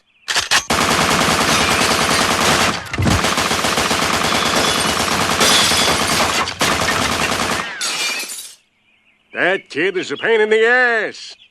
The boss fights are all pretty much the same, shooting something while dodging shit. The bosses take a ton of hits to kill, and every time you hit them, they're invincible for a few seconds, so it just eats up more of your time. After the park stage, you go to the boiler. There's acid dripping out of pipes and steam shooting everywhere. There's also these little fire people walking around that are invincible. Your slingshot and pea shooter don't do a thing to them. And I know what you're thinking. This is the perfect time to use the water gun. Water to put out fire? Well, that would make sense, right? But of course, doesn't do shit. Just freezes them. This just baffles the shit out of me and really coils up my colon. Why the fuck would the water gun not hurt the fire people? There's no reason to even have it. There's no reason for anything in this game. It's just bullshit meant to frustrate and confuse you. The platforming really starts to rear its ugly head here. Every level is a maze of pipes leading up and all around, and it's never clear where you have to go. If you miss a jump, be prepared to have to run through the entire level again. It's like the game was designed by a spoiled brat that wants nothing more than to piss you off. Dennis the Menace himself probably designed this. Every time I think this game can't possibly get any harder, the difficulty ramps it up to insane degrees. After the boiler is the sewer. Of course, right? It's like a shitty game design requirement to have a sewer level. I've played a lot of sewer levels in my time, but nothing in all my years of gaming could prepare me for the sewer level in Dennis the Menace. First off, when the fuck did this even happen in the movie? I'll admit, I haven't seen every episode of the cartoon, the sitcom, or read every panel of the comic strip, but I really don't remember ever seeing Dennis running around a sewer filled with shit snot and demonic heads barfing out water. There's even Ninja Turtles. I'm not kidding. Dennis the Menace is fighting Ninja Turtles in the sewer. I couldn't make this shit up if I tried. The first two sewer levels aren't even that hard. It kind of tricks you into thinking the worst is behind you. It isn't until Sewer 3 where the game really turns up the diarrhea dial and makes you wish for oblivion. The entire level is a platforming piss shower. Most of the level is just a pit with tiny platforms and enemies scattered all over. There's even green shit bubbles that pop after a few seconds, so you have to time your jumps precisely. Sometimes the bubbles won't spawn no matter what you do, so you just have to jump and hope there's something there to catch you. I spent my last 2 continues on this part, and when I saw that game over screen, I wanted to put my goddamn fist through the TV. I felt emotions I didn't even know existed here. Anger and rage on a level that normal human beings should never have to feel. I've had times where I was so close to shedding tears of rage. 2 hours of my life down the fucking shitter, literally, the shitter. For the life of me, I just couldn't beat this level. And of course, I started the game back up and had to get all the way back. Honestly, I hate to say it, but I was going to resort to cheat codes, but there aren't any cheat codes. I was hoping for a level skip code just so I could start where I left off, but no. I had to run through Mr. Wilson's house again, the park, the boiler room, and the goddamn shit-smeared sewers again.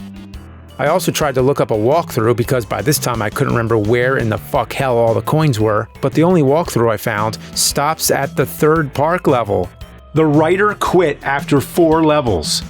I was able to get to this point without using a single continue, and I knew what to expect here. It's weird to admit, but after playing this game for so long, my skills were heightened to the point of gaming godhood. But then I hit Sewer 4, and it was like I ran into a brick wall at full speed. I died over 25 times on this level alone. Everything that I complained about in the last level is ramped up to 11. The entire level is platforming and fucking fish everywhere. Every time I get an inch further, I die and have to go back. It's a constant cycle of jumping, panicking, and dying. This level itself is a circle of hell meant only for the worst of sinners. Eventually I beat it, but at what cost? I was exhausted, and I just spent the entire day playing Dennis the Menace on Super Nintendo. The boss fight is a giant fish with disappearing platforms. I lost all my continues by this point, and when I finished the fight, I only had 6 lives left. And the worst part is I still had a whopping 5 levels to go.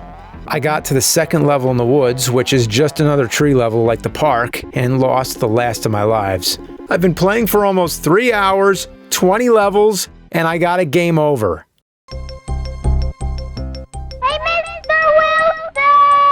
Well, that's it. I just can't take it anymore. I gotta see how this piece of shit ends. Earlier, I looked up walkthroughs, but not gameplay. I found some screenshots. Oh, look who it is. Christopher fucking Lloyd, looking like he's from the cover of Mad Magazine. He was the bad guy in the movie, Switchblade Sam, but I don't remember him tying Dennis's friends to a damn tree. First time I'm hearing about that shit. The game doesn't start with any goddamn story.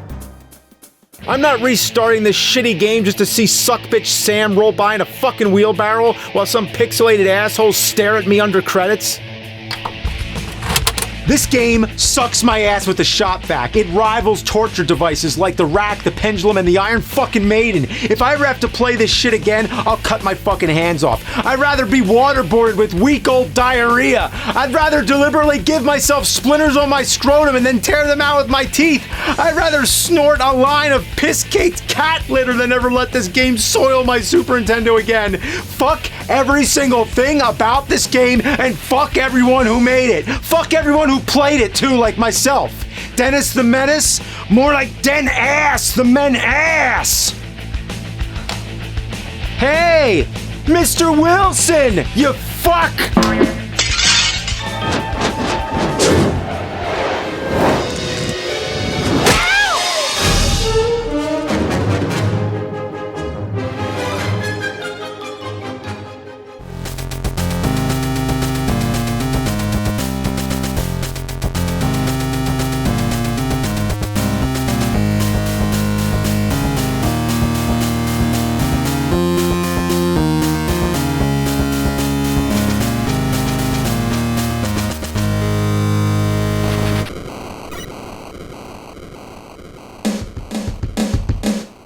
Today we have the NES game, The Incredible Crash Dummies, based on the cartoon, based on the toys, based on the public service announcements.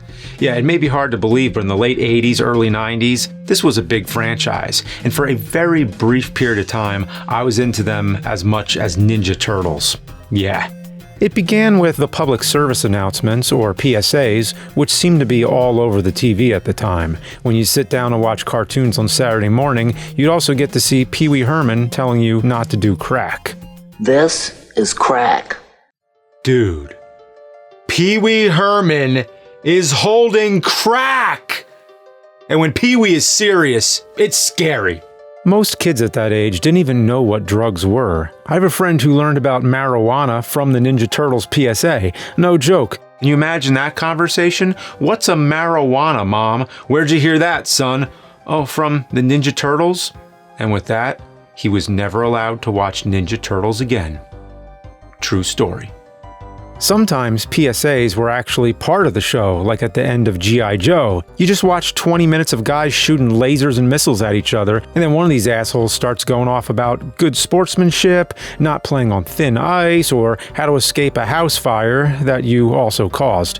So some cartoons had PSAs, but one PSA became a cartoon. The Incredible Crash Dummies, Vince and Larry. These characters were created by the National Highway Safety Administration to resemble real crash test dummies, the ones used by vehicle manufacturers to test what would happen if someone were in an accident. But the Incredible Crash Dummies were the spokesperson versions who would say, "Don't be a dummy, buckle your seatbelts." It was a reasonable safety message. Of course, everyone should buckle their seatbelts. But then the dollar signs kicked in and the toy line started. It's the Incredible Crash Dummies! I feel like a wreck. Free! When dummies get behind the wheel, it's their job to crash.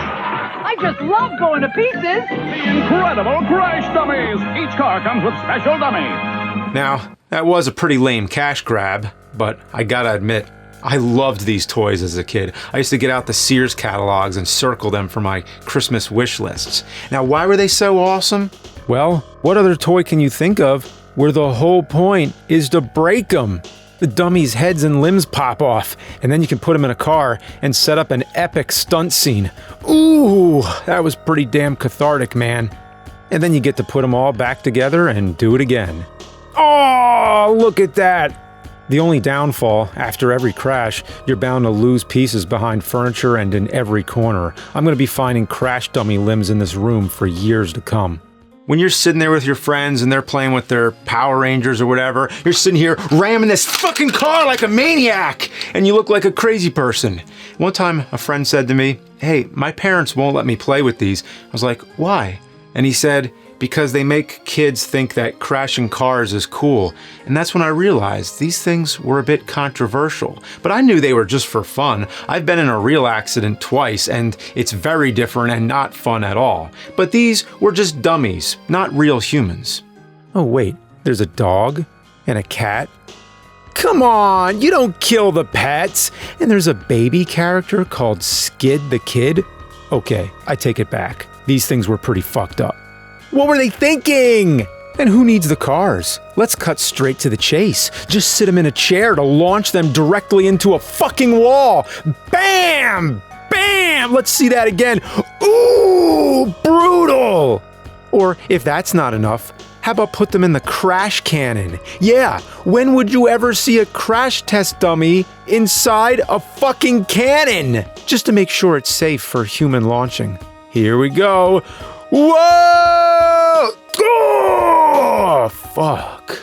Or even better, the torture rack. Don't be a dummy. Buckle your seatbelt while you're living out your masochistic fantasies. Oh, fuck. Or that'll happen. You can also run over a skunk, which would make it a road-killed skunk that I'd rather eat the rotten asshole out of. Anyway, as they expanded out into other media like cartoons, they eventually made their way to video games like the Commodore 64 version. Let's try this out.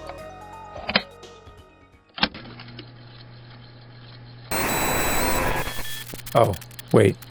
That's not a game. It's the band. Okay.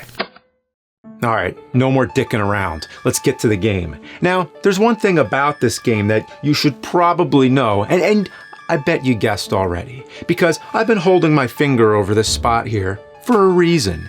You know what's gonna happen. I'm gonna pull my finger away, there's gonna be some dramatic music, and, well, should I just do it? I'm gonna do it. Oh!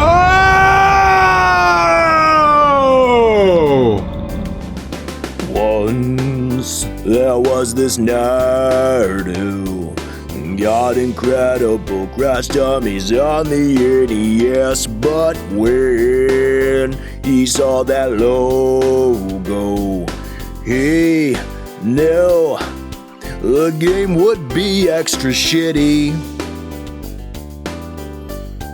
He said he'd rather smash his own nutsack with a crowbar.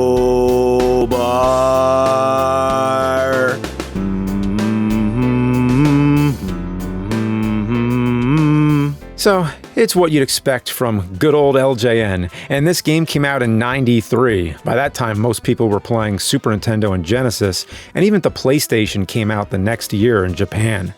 You'd think by now, these laughin', jokin' numbnuts would have given us something halfway decent. But no, it was their trademark, their seal of shit. They make shitty games. That's what they do. They're proud of it.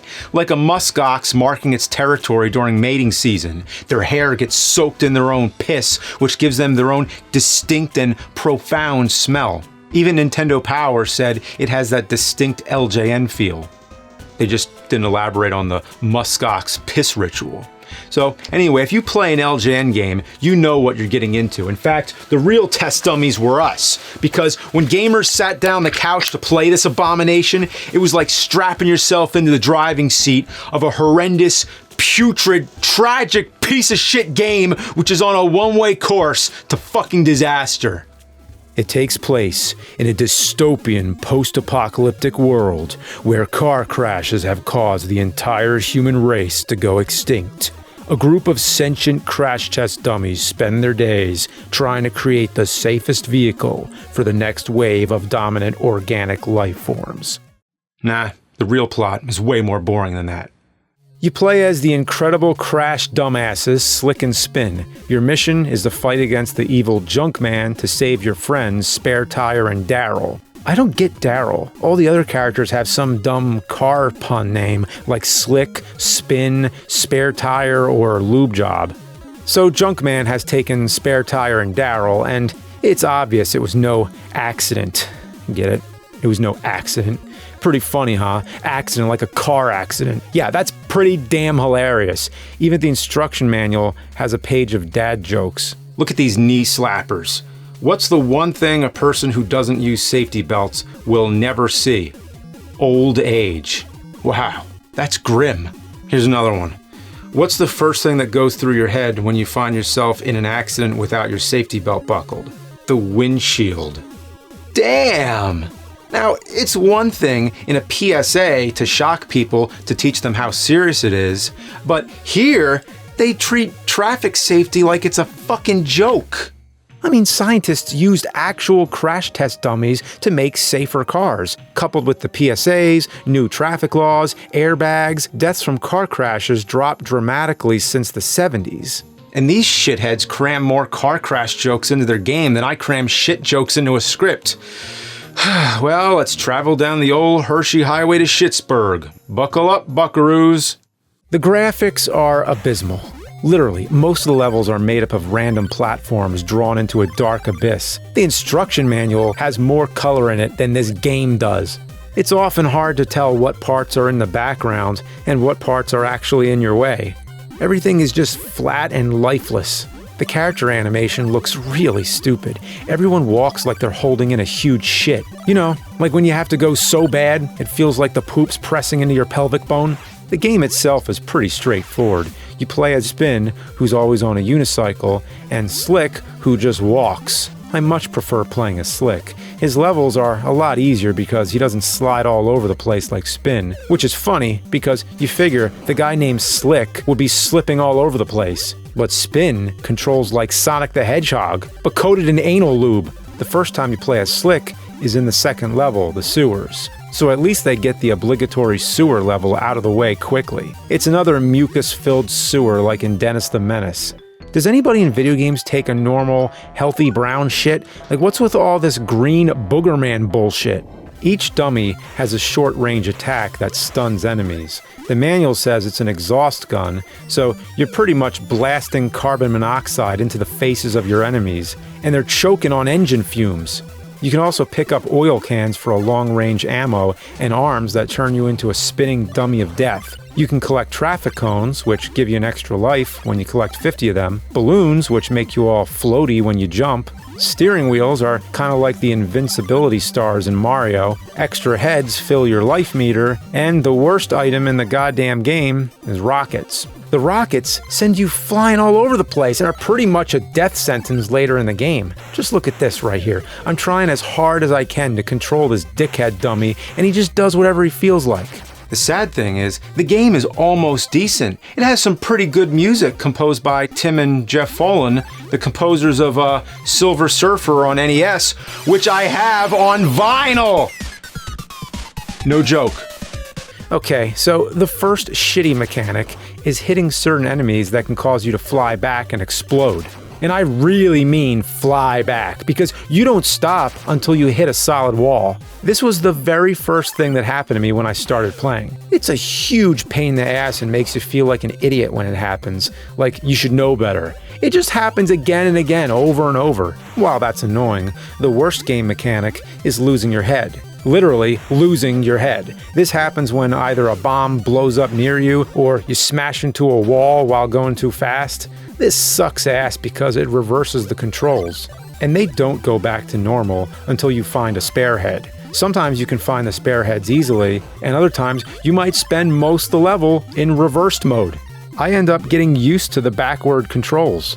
And not to mention, the second you pick up the spare head, the controls immediately change back. You'll do an about face into an enemy's asshole or off a goddamn cliff. And for shit's sake, don't ever get the rocket while headless. You finally reach this annoying puzzle where you have to flip switches as Spin.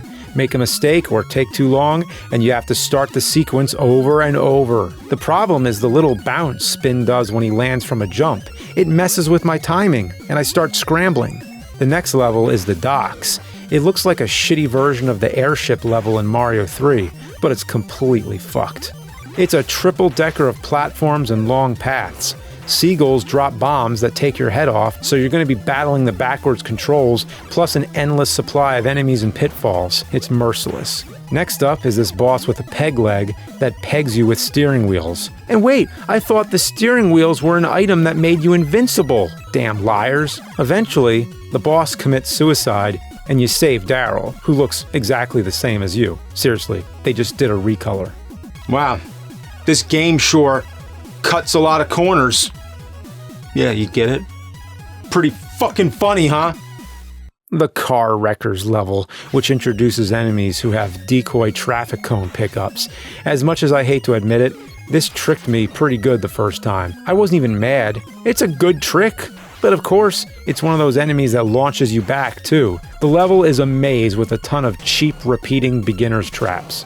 Next, the Junkyard. This level can suck my tailpipe. It's filled with fast-flying bombs that take your head off. They're all over these spike pits, too. Trying to get to the top and jump over the barrier is a fucking chore. Just look at this shit. I'm flying all over the place. Fantastic. An underground area, filled with pits and enemies that, of course, send you flying back. They made sure to incorporate all the most annoying aspects of this game into the final level. The final boss fight is Junkman. You have to dodge his tire gun and shoot him a few times to stun him. Then make your way to a switch at the top of the stage to lift up and drop a weight on him. It's kind of fun, and it's at least better than the other boss fights. Once you beat him, Spin stands over the corpse of Junkman and says, "What's the matter, Junkman? Did your mom drop you on your head?" Okay. Then, you launch your friend through a wall, make a final shitty joke, and that's it. Overall, Crash Test Dummies is just another turd on the LJN shit mound. And since it was based on a PSA, I guess it would be the same as making a game based on an airline safety pamphlet. Pretty dumb idea for a game based on dummies, and the song by Crash Test Dummies was in the movie Dumb and Dumber, which also had the song Crash by the Primitives. Crash Test Dumb and Dumber Dummies. There must be a connection. In the movie, there's a headless parrot, just like the headless dummy in the game. And what's the goal? The direction? The meaning of the whole trip? They go to Aspen. Aspen. Aspen. That's the direction, the meaning of the whole thing. The game is ass. And when Lloyd gives Harry the laxative so he takes a massive diarrhea dump in a toilet that won't flush, that's the same as LJN giving us the ultimate laxative. This game, the diarrhea, represents the traumatic experience of playing the game, and the broken toilet is your broken childhood, forever filled with shit. But now, it's time to crash this game.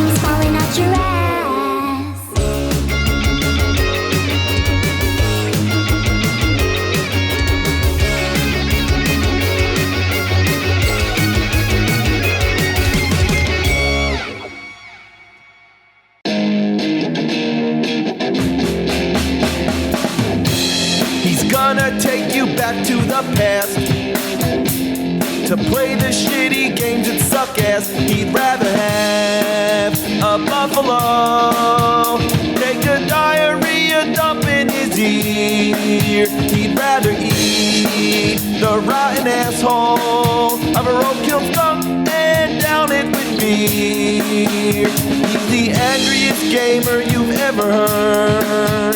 He's the angry Nintendo nerd. He's the angry Atari Sega nerd. He's the angry video game nerd.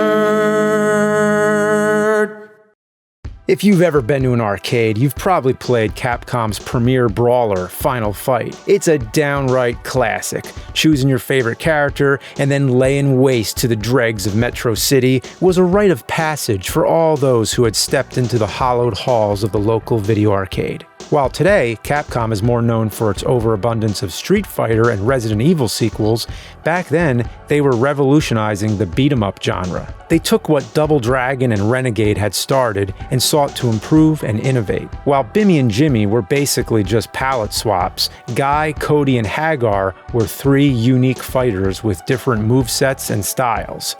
The gameplay was satisfying, the sound of the hits was bone-rattling, and the music was simply badass. Also, what other game lets you play as a hulking pro-wrestling mayor beating his own citizens into submission? The answer is Final Goddamn Fight. Of course, contrary to the name, it wasn't the final Fight. There were sequels and spin-offs out the ass. Many members of the Final Fight cast would even go on to become mainstays in the Street Fighter franchise. Guy and Cody appeared back in the Alpha series along with Sodom and Rolento. Later on, others such as Andor, also known as Hugo, Poison, and Abigail would square up in the iconic Tournament Fighter. So what in the holy name of shit happened to Final Fight? Capcom jizzes out tons of Street Fighters and Resident Evils all the time, but why aren't we getting any new Final Fight games? Was it actually final? I mean, even Streets of Rage, a game that was meant to be a competitor to Final Fight, is actually still going strong with a fourth title just released. Well, here I have the two Final Fight games that any fan of Final Fight will tell you fuck the franchise into oblivion. They were released just over 6 years apart and were created by the same developer, Capcom USA, also known as Capcom Studio 8. So here we have Final Fight Revenge for the Sega Saturn and Final Fight Streetwise for PlayStation 2. We'll start with Final Fight Revenge. Now, you'll notice by the jewel case that this is a Japan-only release, so it comes in a regular CD jewel case instead of the gargantuan American Saturn case. The great thing about the Saturn is you don't need to mod it to play Japanese games. All you need is one of these things, an action replay. Now, I know the review is about Final Fight games, but bear with me a minute, I gotta talk about this graphic design. The box pissed me off so much I had to research fonts. The sticker on the actual cartridge itself is using Bauhaus MDBT, but the logo on the box is Arial Black, and on the bottom they use Algerian. But that's not all. When you turn this son of a bitch over, they commit the ultimate graphic design sin. They used motherfucking Comic Sans. At least it's not Papyrus, or Papyrus Sans. Oh, make it stop! It's hideous! I don't even want to look at it anymore! I'd rather huff a doggy bag full of bison turds! And I'm talking M-bison. Okay, let's play the game.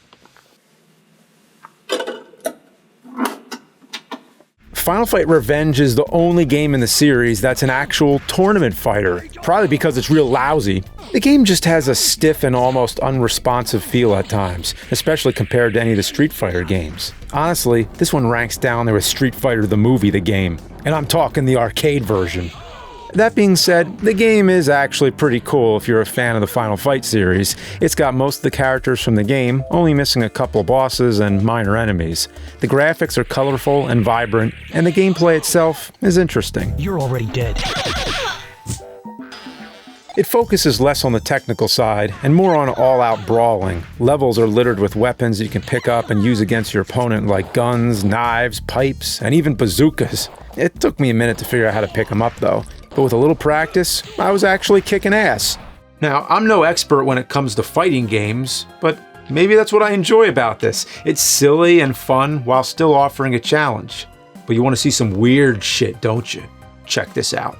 The special moves are some of the weirdest I've seen in a fighting game. Even the ones that make sense are still really weird.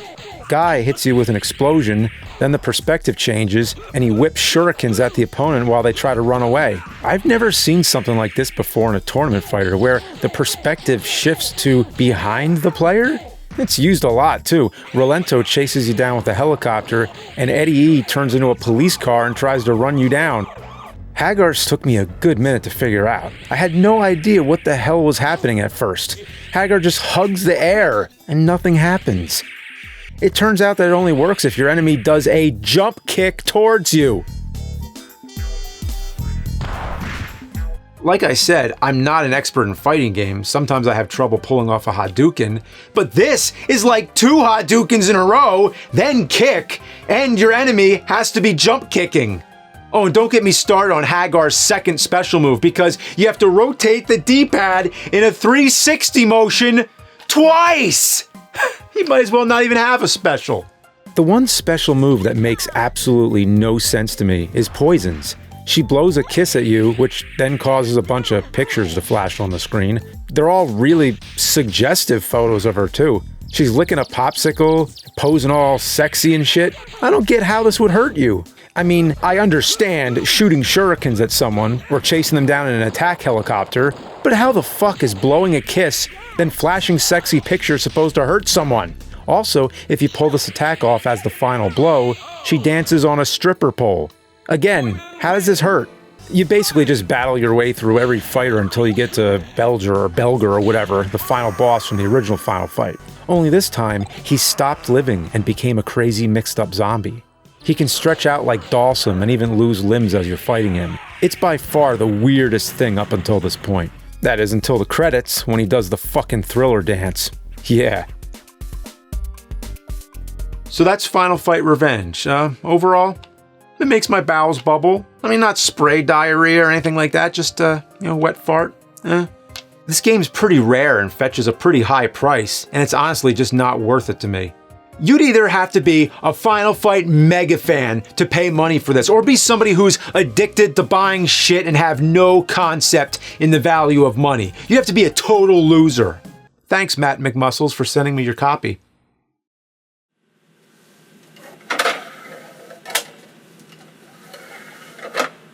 Here we go. Time for Final Fight Streetwise, the final nail in Final Fight's coffin. Finally. So, here's a question for you. Did you ever drink a bunch of blue Powerade and then take a bright green shit? If so, that's basically this game's entire color palette. Everywhere you look are shades of shit, barf, and piss. Everything is covered in a dense fog like somebody wiped their ass all over the camera lens. I honestly can't tell if you're supposed to be in Metro City or Purgatory. It reminds me of Spawn the Eternal for the PlayStation, and doesn't really look that much better. And mind you, this game came out in 2006. That's right. Take a long look at this and realize this game came out the same year the PS3 debuted. The gameplay is a mixture of running around aimlessly, mashing buttons, and trying to suppress the burning urge to turn the PS2 off and chuck it through your neighbor's window. You play as a guy named Kyle, who's the roided up douchebag brother of Cody from the original Final Fight. Pretty much what happens is your brother Cody gets kidnapped by a guy named The Stiff, and you have to get him back. On the way, you have to complete fetch quests and play a bunch of stupid mini-games. These offer you money, which you can use to buy new moves, but all they really do is grind the game to a halt. You can play the world's most boring game of darts, 3-card Monty, and even a shooting gallery with rubber ducks that make chicken noises for some reason.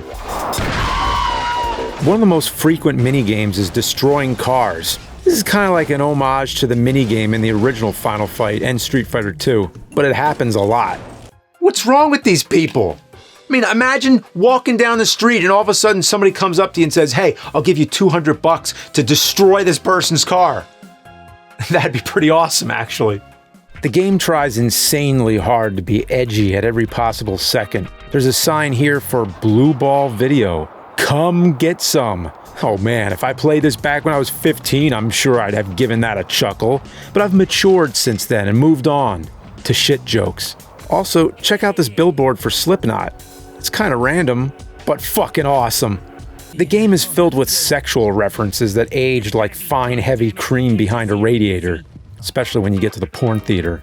I tried running around punching the dudes sitting in the theater, but it didn't work, unfortunately. Imagine that, watching a porn movie with your half-chub and a dude runs over and clocks you in the fucking jaw. Uncool, man. Another weird thing about this theater is the music. It was driving me insane because I could have sworn I heard it somewhere. Then I realized it's all made with Apple GarageBand music loops. Just listen.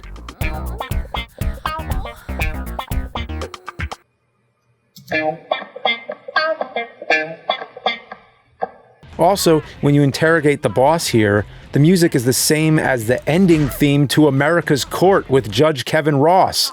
Have it your way.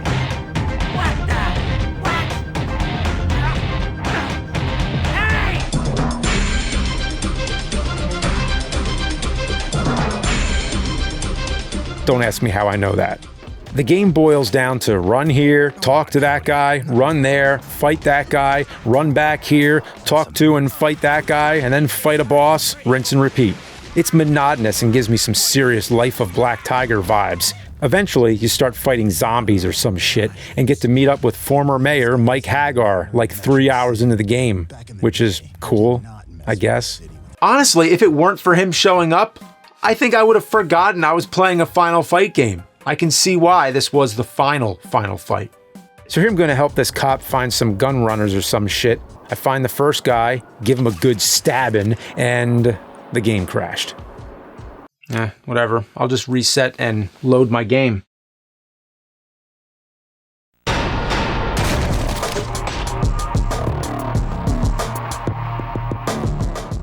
It didn't autosave? Silly me. I mean, why would I assume that? I mean, a game that came out in 2006 when Xbox 360, Wii, and PS3 were all already out. I mean, why would I assume that this game would autosave? Excuse me for just 1 minute.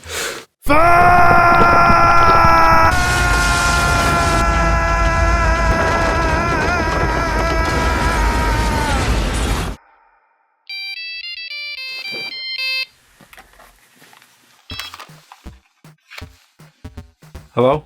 Hey, is this the angry video game nerd? Yeah, who the fuck is this? Matt McMuscles. I didn't order any muscles. Who is this? The guy you stole Final Fight Revenge from in Portland?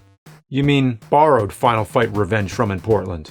Agree to disagree. So, judging by the shifting tectonic activity in my area and the loud echoing of fuck we heard throughout Canada, I'm guessing you assumed Final Fight Streetwise would not lie to you about its save feature. Not only does it not autosave, it only saves after certain missions have been finished. It's a whole stupid thing. You lost all your progress, right? Sure did. Wow, Matt, you hit the nail on the head. If only I knew some Magnum Dong loser who played this game an ungodly amount of times and could fill me in on anything I missed that would be worth mentioning. Well, lucky for you, I'm a Magnum Dong loser. Let me break it down for you. After meeting up with Mayor Mustache and killing the Stiff, Kyle eventually finds his way to Guy, who is now the crime boss who runs Metro City's Japantown. He sicks a crazy tattoo artist on you, whose ass you kick, and then everyone just becomes friends. Meanwhile, other criminals from Italian Town decide to burn down Guy's house, with you in it. It's a horrible escape mission with a time limit that doesn't fuck around. After that, some generic edgelord called Blades starts pestering you, cause he's the new bad guy, I guess. And then suddenly, Cody appears, remember him? Who's now become a drug zombie because he injected himself with the T-virus from Resident Evil. Also, seems like Blades is not the new bad guy, but is instead working for the only priest Metro City has.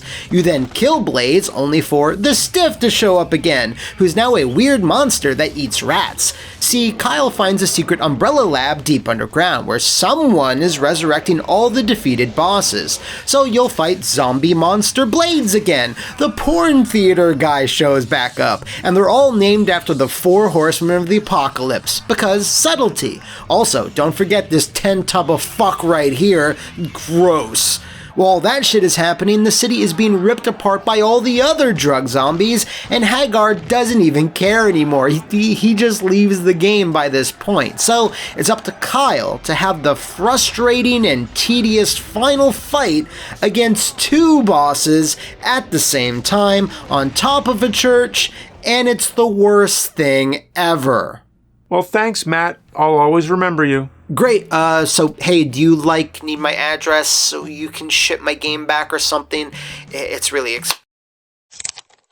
Well, that settles it. Alright, first one to get fucked up is Final Fight Streetwise, and since it's written in a graffiti font, let's do it graffiti style. And I'll even use the game's own barf shit piss palette.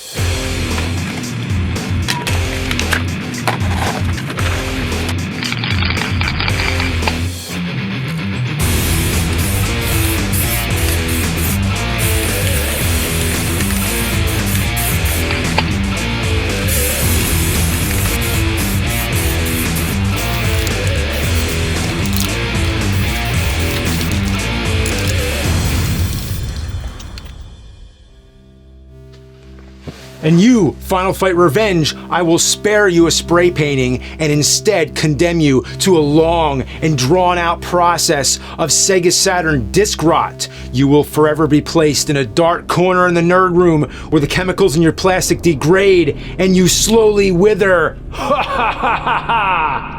Ha ha ha ha!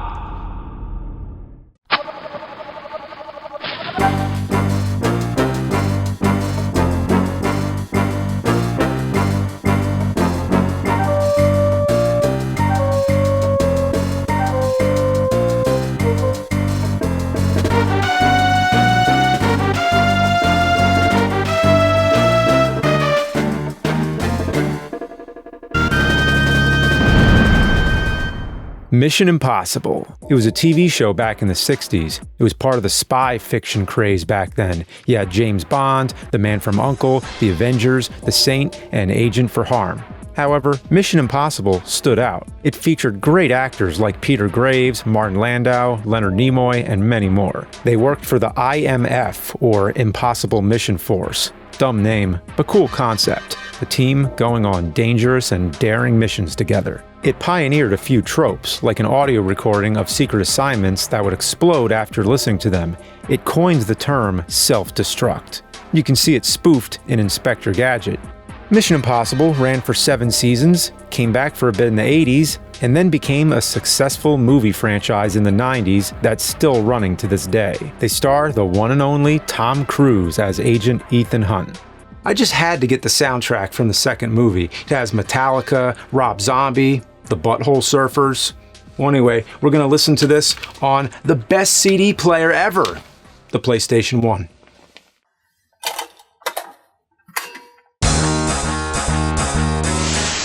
Hello, nerd. The Bad Games Force is in need of your help. We fear the increased output of Mission Impossible movies will lead people to play the shitty games inspired by the series. Your mission, should you choose to accept it, is to review Mission Impossible for the Nintendo 64. Good luck. This message will self-destruct in 3 seconds. Oh, wait, that's not enough time!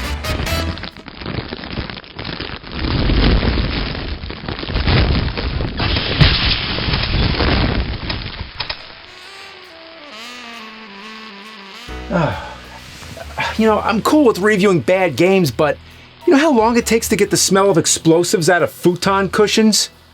Dicks. Okay, so there's only been a handful of Mission Impossible games. The first was made by Konami for the NES in 1990 and was based on the second TV series.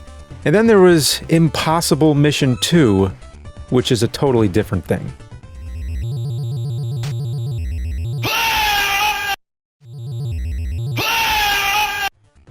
The last game to be released was Operation Surma in 2003, which was an original story, but kinda had characters from the movies in it. It's weird because the movies did pretty well, I thought, so it would only make sense that there would be a video game tie-in, but the first one we really got was in '98 on the Nintendo 64, which was a few years after the movie came out. And you know, wouldn't you think that they'd release the game the same year as the movie to get the most hype? Then again, GoldenEye 64 came out 2 years after the film, and that game was very well loved. So maybe both game companies took extra time to focus on quality. Oh, never mind. It's from Ocean, the same company that pissed out Waterworld on the Virtual Boy. I've heard this game was a horror to make. It was originally meant to be a PC game. There was a corporate buyout of Ocean, and then different programmers took over. And that's the kind of shit show that leads to a shit game.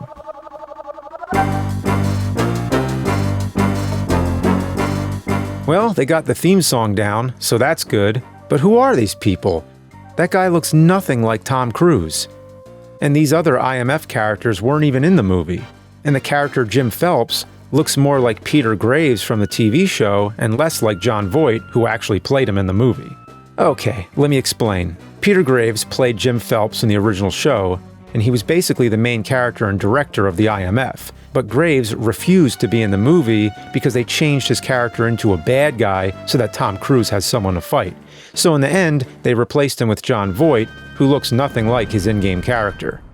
And if you look at the cover to the game, it's so generic. Don't you think they'd put a big picture of Tom Cruise's face on there, just like they did with Pierce Brosnan in GoldenEye? So the gameplay, I was under the impression it was going to be like a GoldenEye clone, but it's not. You can't go in all guns blazing. Each level is set up like a stealth mission from the shows and movies. You have to do things like knock people out, take their identity, sabotage equipment, fake documents, frame other people, etc., etc. Classic spy stuff. What the game is trying to do is actually pretty advanced for the time. I haven't played the Hitman games, but this sounds a lot like them, except this one will be more like Shitman. So Ocean tried to innovate in many ways. Wait, what's the opposite of innovate? Deviate, regress? I don't know. The controls are whatever that is. They're ass backwards. If you have to hit a control panel or something, you'd better be standing in the right spot, or else you'll just jump up and down like a kangaroo. You ever try to pick something up, but jump instead? Don't you hate it when that happens?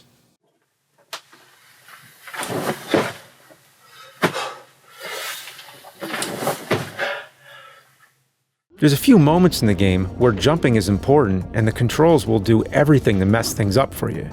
This stage has an electric floor. The red squares are where you'll get hit.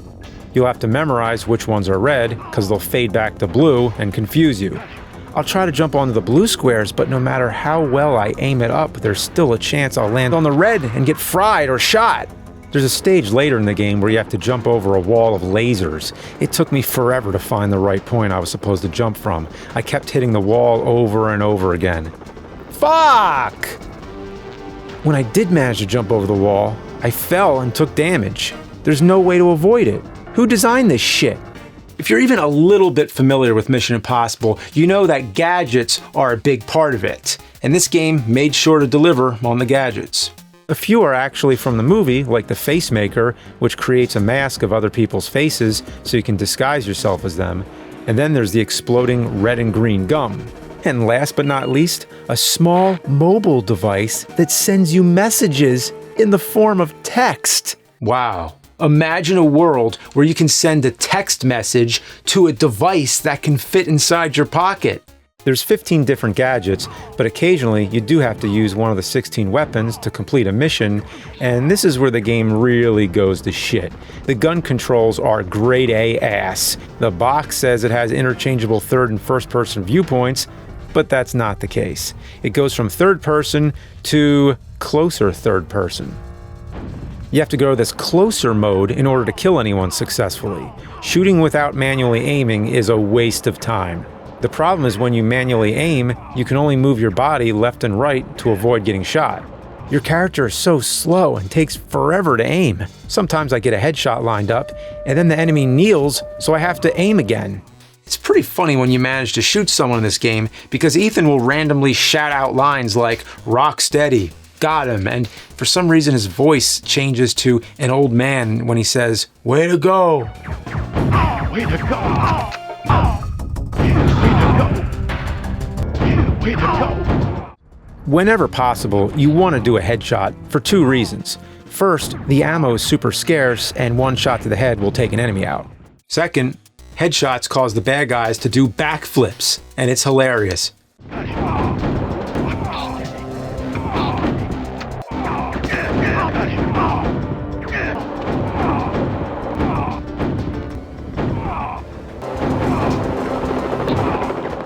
Back to the objectives. The game gives you a little radar that lets you know where each objective is with a red, white, or green dot.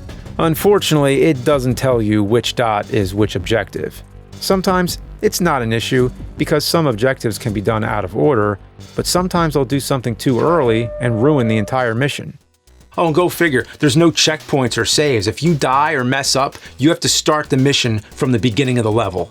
I think the dumbest mission in the game is when you're in the warehouse in Russia. You have to blow up some equipment and look for an exit. The first obstacle you encounter is this wall of boxes full of toxic gas. So what do? Well, obviously, you shoot them and fill the room with poison. After this, you have to find health and eventually get a hazmat suit. And the whole time, you shoot more boxes full of poison and explosives. Why doesn't he just pick up the boxes and move them? Ethan Hunt can climb the tallest building in the world, hang onto the side of a plane that's taking off, and scale a mountain with his bare hands, but picking up a crate is just too hard? It's literally impossible for him. There's also a few levels that turn out to be one long escort mission. You know, where you gotta get a character from point A to point B. It's infuriating. This girl, Candace, is constantly getting killed or arrested. It's almost as bad as having to walk around with Lois Lane in Superman 64. Why do so many games do this? Has anyone ever enjoyed an escort mission? As said before, the game doesn't resemble the movie very much. Unlike GoldenEye, it does its own thing. Until the midway point, where it suddenly remembers it's based on a movie. Ethan gets framed and is accused of being a mole who leaked secret identities of IMF agents using a stolen data file, so he's forced to break into CIA headquarters to get the other half of that list, for reasons. But all you need to know is the game has that famous scene where he breaks into the high-tech vault and suspends down on ropes. You know, you've seen countless parodies of that scene. Yet instead of being suspenseful and exciting, this scene in the game is just infuriating. The room is filled with lasers you have to avoid. How do you avoid them? By swinging around like an idiot, of course. Look at this asshole swinging around the room. Imagine if this happened in the film. It looks like some Battletoads bullshit. This part takes forever. You have to constantly move the camera and rely on the awful controls to swing around the lasers. I lost count of how many times I tripped an alarm or face planted. You eventually meet the arms dealer Max, and I love how the background characters are so poorly programmed that they actually walk through the main characters in the cutscene. In this level, you have to snipe enemies trying to kill Ethan. The sniper you play as is the character Luther from the films. Here's what he looked like in the movie, and here's what he looks like in the game. I'm starting to wonder if the people who made this even seen the movie. So you find out Phelps is the mole and have to kill him. This could be fun, but Ethan moves like a mile an hour on top of this train. The whole time you're chasing him, you gotta shoot bad guys and blow up cars and helicopters with rocket launchers. That's a fun idea for a level, but this game finds a way to make it boring as fuck. They add a bonus mission at the end where you return to the base from the first mission. It's more the same, except for the final level where you're on a gunboat blowing up the entire base. It feels like it was from a completely different game and they just shoehorned it in.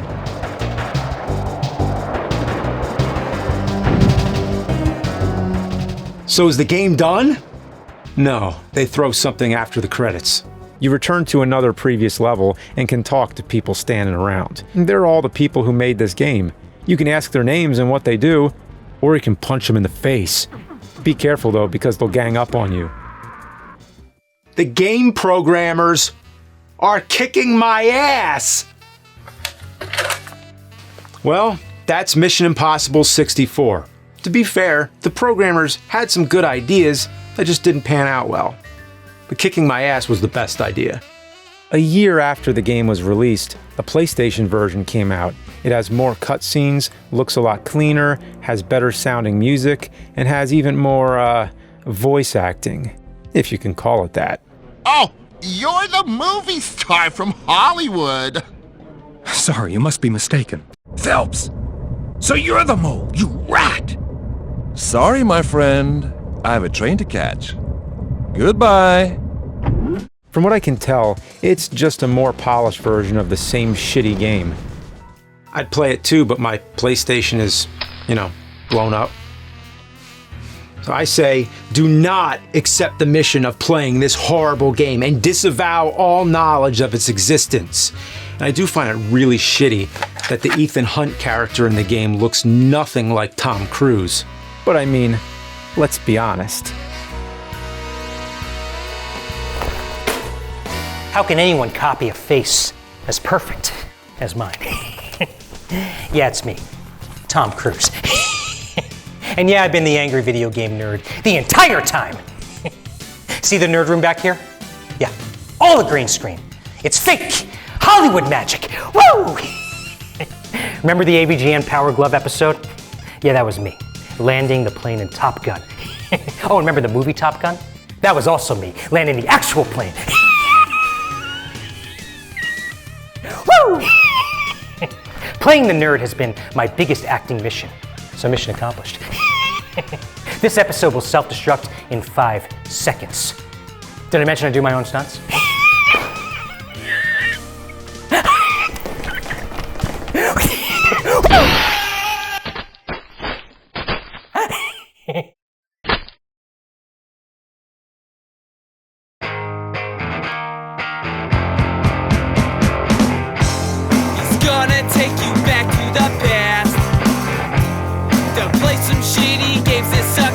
He'd rather have a buffalo take a diarrhea dump in his ear.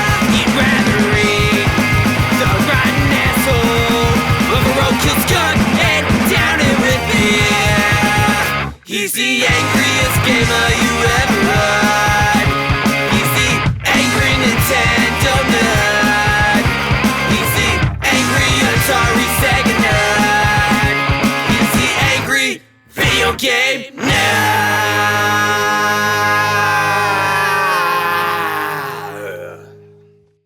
Let me take you back to the era of video game mascots. It was during the console wars when competitors were pushing their own characters. Nintendo had Mario, Link, Samus, and Sega had Sonic, Toe Jam and Earl, Ecco the Dolphin.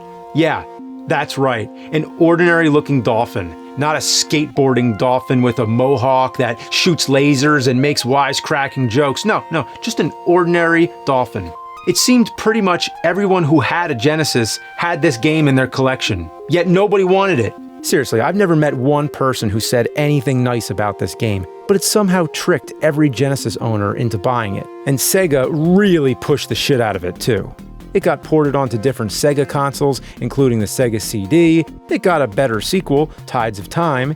It got a toddler edition called Echo Jr. It got a shitty Tiger-style electronic game. It got this peak of shit. And it even got a goddamn reboot on the Sega Dreamcast. Speaking of which, the Dreamcast is 21 years old this month. Wow, the Dreamcast is old enough to drink. So here you go, Dreamcast. Have a rolling rock on me.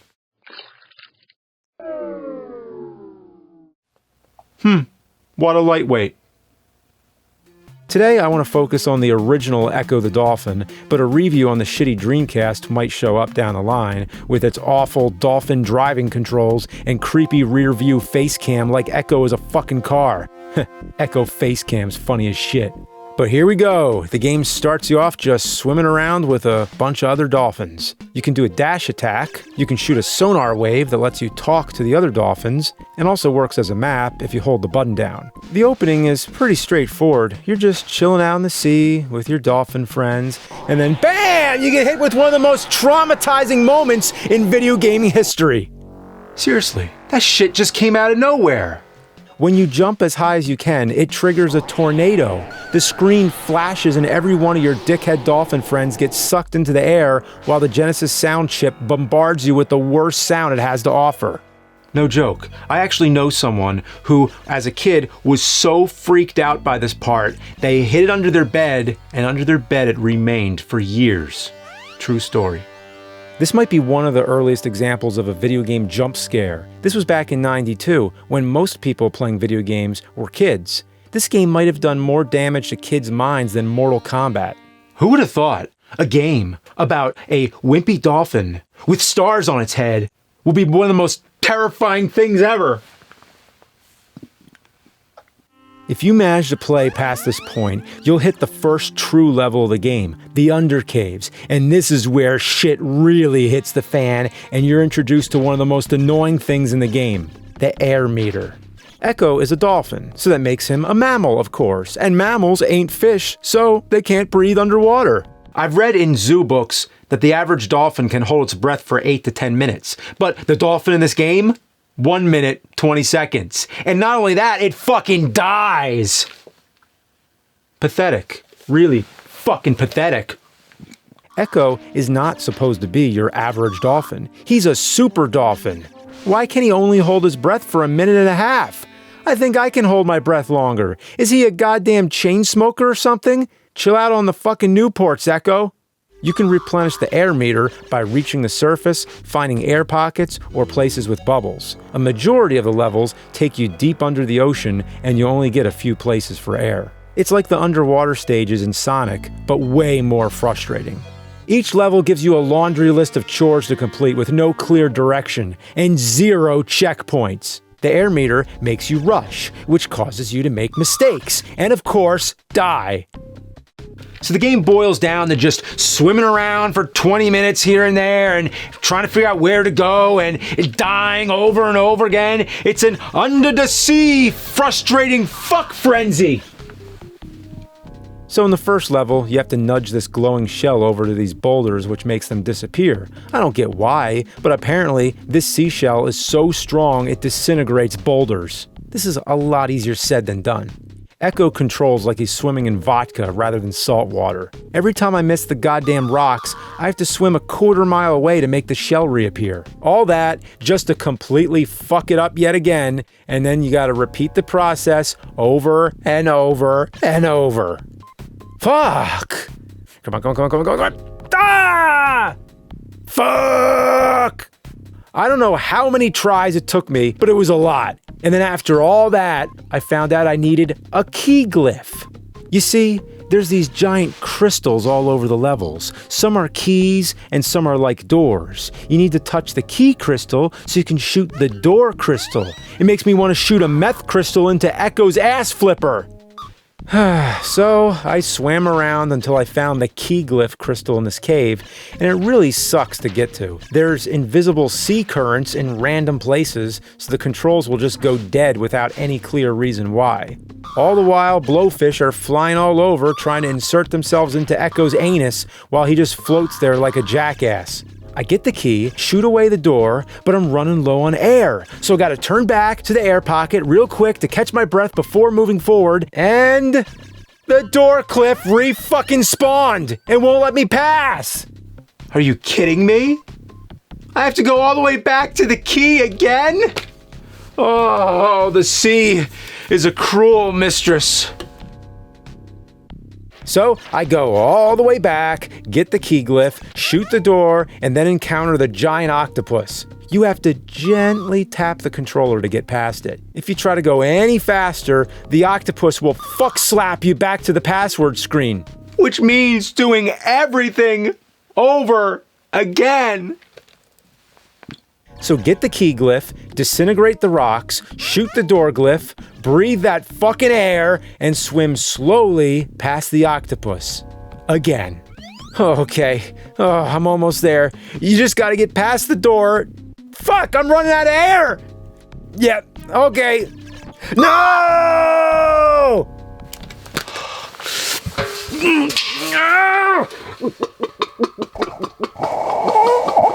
The level isn't actually that hard. It's just a complete lack of direction that keeps messing me up. I'm finally through the undercaves and on to the next shitstorm. The next level has you rescuing dolphins that are stuck throughout the caves. There's 3 dolphins you need to find to exit the stage. Also, you 100% need to find them all so you can upgrade your sonar, and it'll let you attack enemies with it. I saved 1 dolphin and then accidentally exited the level. Since it let me progress, I didn't think anything was wrong until I found out you need to find all 3 or you don't get the sonar upgrade. So I have to reset, enter the password, and find all 3 of these stupid fucking dolphins. There's always an easy dolphin that's right near the beginning. It's just a tease though, because usually you have to go damn near to hell and back to find the other 2 dolphins. You need to use boulders to swim down into the tunnels without getting pushed back up the current, and then hopefully pick the right path. Most of the paths lead absolutely nowhere, and you end up having to return to the surface just to head back down again. I finally found 2 dolphins and just need 1 more. The last one is all the way near the end of the level, so you need a rock to block the currents. Oh fuck! I missed— wait, no. Oh god damn it, the current pushed me out the exit so I missed the sonar upgrade. Again! I have to do everything all over again! Again! Then again, after repeating this level so many goddamn times, I basically have it memorized. You end up dying and starting over so many times that it becomes muscle memory. And after all that, I finally saved the third dolphin, got the sonar upgrade, and got to the next level. Which is rescuing 3 more dolphins?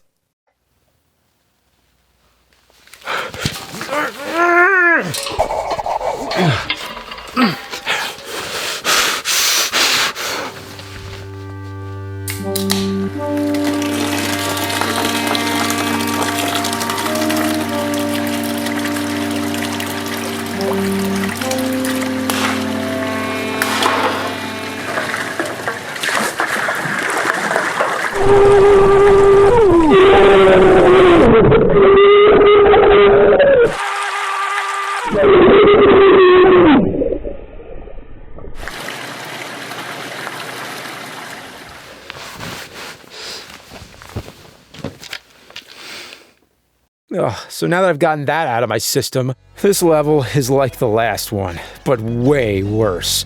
Again, there's a dolphin right at the beginning to tease you. I really don't get why this dolphin couldn't just swim up. It's literally just straight down from the beginning. This dolphin's just a lazy piece of shit, and I hate him. The second dolphin is also kinda easy to get to, but I can understand why it would need help getting back. It's a bit far off from the rest of the pod. This dolphin is okay in my book. This level has you using the glowing shell again, but this time it just falls into place without you having to nudge it. I guess the game coders decided to have a little mercy on you here, considering the last dolphin is a bitch and a half to find. First, you have to swim through this tunnel filled with these weird tentacles that grab onto you. You have to do a mix of dashing and swimming real fast to get out. All the while, the game slows down to a crawl. And up to this point, it was so fucking fast. I mean, that processing is so goddamn blast! So then you have to swim past another octopus and find these weird spiky balls that break rocks. They're like the shell, but they're spiky balls instead. To get them to the rock, you have to scoot them around using your sonar. This is super fucking frustrating. It isn't always clear on where you need to position them, and it's very easy to get them stuck in the wall. I guess you could say this game is really balls to the wall. Like, look at this. I got them all the way to the boulder, but I was off by an inch, and now they're stuck in the rocks and I'm fucked. So, you know what I gotta do? I gotta go back and do it all again. This time, I got them in the right place and broke the boulder, but I went the wrong way and ended up back at the beginning of the level. So, time to swim back through the tunnel of tentacles and past the octopus. Thankfully, the boulder's still gone. Oh, great, a fucking door glyph, and I haven't found the key. The key is all the way back where the second dolphin was. Back to the door glyph, I shoot it away and move on to a maze of tunnels that are infested with jellyfish and crabs that just fly all over the place. But they're not really crabs, they're just flat pictures of crabs that don't even move. But they're flying all over. Bullshit. So finally I get down to the furthest depths of the maze, and there he is. The asshole dolphin. How the fuck did this dolphin manage to even get here? That makes absolutely no sense. How in the crap hell did this suck bitch dolphin get down here? How did it pass the octopus, tentacles, crabs, and jellyfish without dying? Did it also shoot the spiky walls into the boulder and then put the boulder back? How is it even alive? Echo dies after a minute and a half without oxygen, but I've been playing this level for almost 20 minutes and this dolphin hasn't died. Okay, who cares? All that matters is I've rescued the last one, and they gave me another new sonar upgrade that makes sharks confused? Awesome. Time to get the hell out of this godforsaken level and never return. So, back through the tentacle tunnel, the octopus room, the crab maze, and I'm finally nearing the end. Oh, and great, I'm dangerously low on health and air. Please, for the love of fuck, I just want this to end, please. Okay, I got the spiky things, just have to get them to the end, and I'm out. Fuck off, crab. Fuck you, fuck you, fuck you, fuck you. Damn it, wait, where are the spiky things? Fuck!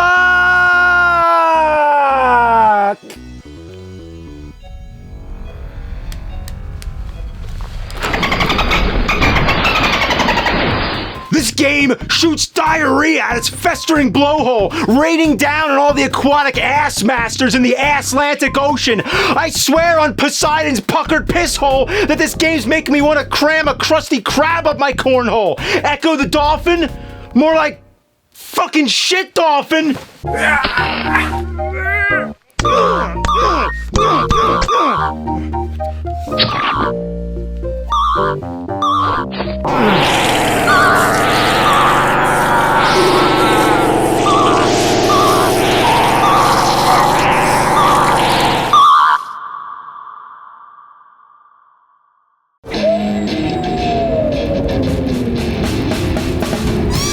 He's gonna take you back to the past to play the shitty games that suck ass. He'd rather have a buffalo take a diarrhea dump in his ear. He'd rather eat the rotten asshole of a roadkill skunk and down it with beer.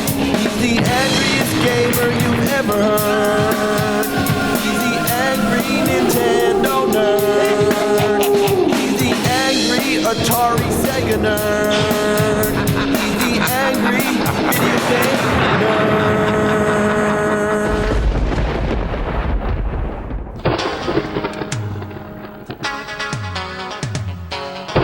First of all, I just want to say, happy Halloween. Sorry we can't have a big, epic special this year. Hope you're all staying safe. I'm locked down in the nerd room, my bunker of ass and aardvark farts, about to play another game that's a steaming pile of shit, like the steam is the smell, visualized. So today we have Countdown Vampires. Countdown to me losing my shit! This game was shat out by Bandai to capitalize on the survival horror craze back on the original PlayStation. If you consider games like Resident Evil and Silent Hill to be the Street Fighter and Mortal Kombat of the horror world, well then Countdown Vampires is the Time Killers. Actually, that's kind of mean towards Time Killers. This is more like the Shadow War of Succession of horror games.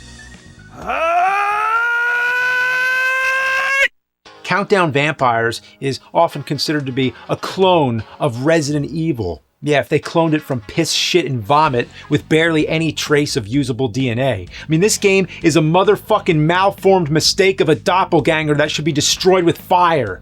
The game takes everything Resident Evil does right and fucks it up royally. This is a game people should have been fired for. Surprisingly though, they weren't. The developer, a company called K2, went on to relative success after making this. As a matter of fact, in May 2008, they became part of Capcom and even helped develop, get this, Resident Evil 5. Man, I didn't realize how accurate I was comparing this to Time Killers.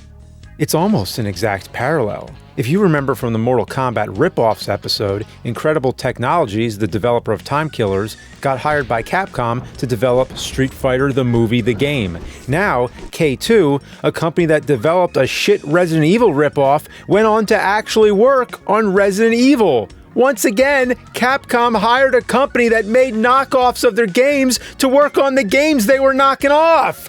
What were they thinking? So that's the whole story, but now let me actually play the game and show you why it sucks so— oh shit. I forgot. My PlayStation got self-destructed.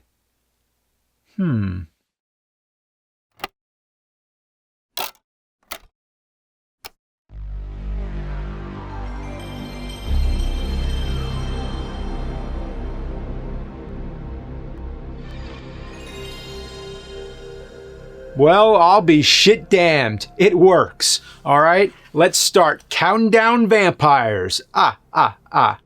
One thing that flabbergasts my ass is that this game takes up 3 goddamn memory card slots. I have no idea why, but luckily, I have the perfect memory card for it. The first thing you do in the game is enter a name and blood type. I went with type AB for Astro Bastard. Then we get this FMV cutscene, which is PlayStation as fuck. It tries really hard to look cool and introduces us to the main character, Mark McGrath from the band Sugar Ray. Nah, just kidding. He's a generic douchebag named Keith J. Snyder. He's sent to guard a movie director at this horror-themed casino.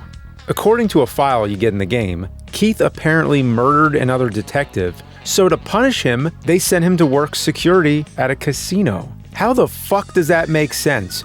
A murderer, somebody who murdered people, murdered a detective, and he doesn't go to prison? He becomes a security guard at a casino? Wow.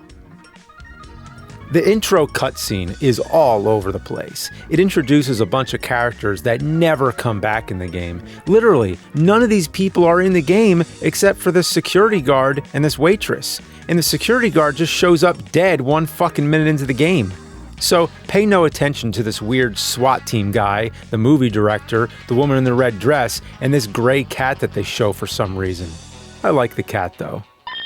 After a montage of edgy late 90s shit, a couple strippers turn into vampires. It's kind of like From Dusk Till Dawn, but more like Dusk Till Diarrhea. All hell breaks loose and this one guy just falls trying to go up some stairs. It's pretty hilarious. Then one of the stripper vampires falls into a pool of jizz or something and turns back to normal. This whitewater turns them back to normal. She's still fucking dead, but now she's a dead normal person and not a vampire. So yeah, in this game, the vampire's weakness is not holy water, it's white water. Yeah, so if you ever get chased by some vampires, just hop on a river raft and go down some rapids. That'll stop those blood-sucking fucks! You can shoot vampires with a dart gun and then sprinkle the water to change them back, but there's no reason, especially when you start finding actual guns. The manual says you get a bonus, but it's a dirty lie. Just kill them all. So like I said, the game is a total rip-off of Resident Evil, right down to the awful tank controls and shitty camera angles. It's giving me flashbacks of The Crow. Not that fucking Crow, the game! One thing Resident Evil is known for is the ending countdown. Pretty much every Resident Evil game ends with a countdown timer or timed self-destruct. Well, let me tell you, Countdown Vampires doesn't just end on a countdown, it starts with a countdown. Yeah, no joke. And that's not all. There's another countdown in the middle of the game, too. There's even a puzzle that has 2 more countdowns. They really went batshit bonkers with these countdowns. So they got the countdown part, but what about the vampires?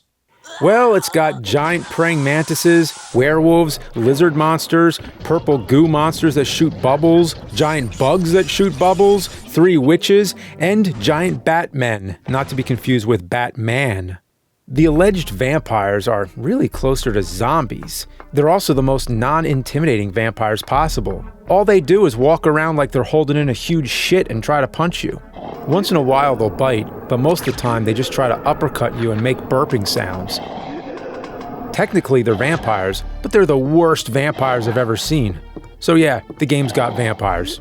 So they basically just named the game after 2 things that are in it, countdowns and vampires. By that logic, they should have called the game Shit Graphics, Fucked Voice Acting. Barry! I've talked about how bad the voice acting is in the original Resident Evil before. Any clues? No, but something's wrong with this house. Whoa! This hall is dangerous! But that pales in comparison to the voice acting in Countdown Vampires. This game makes the dialogue in the original Resident Evil look like fucking Tarantino.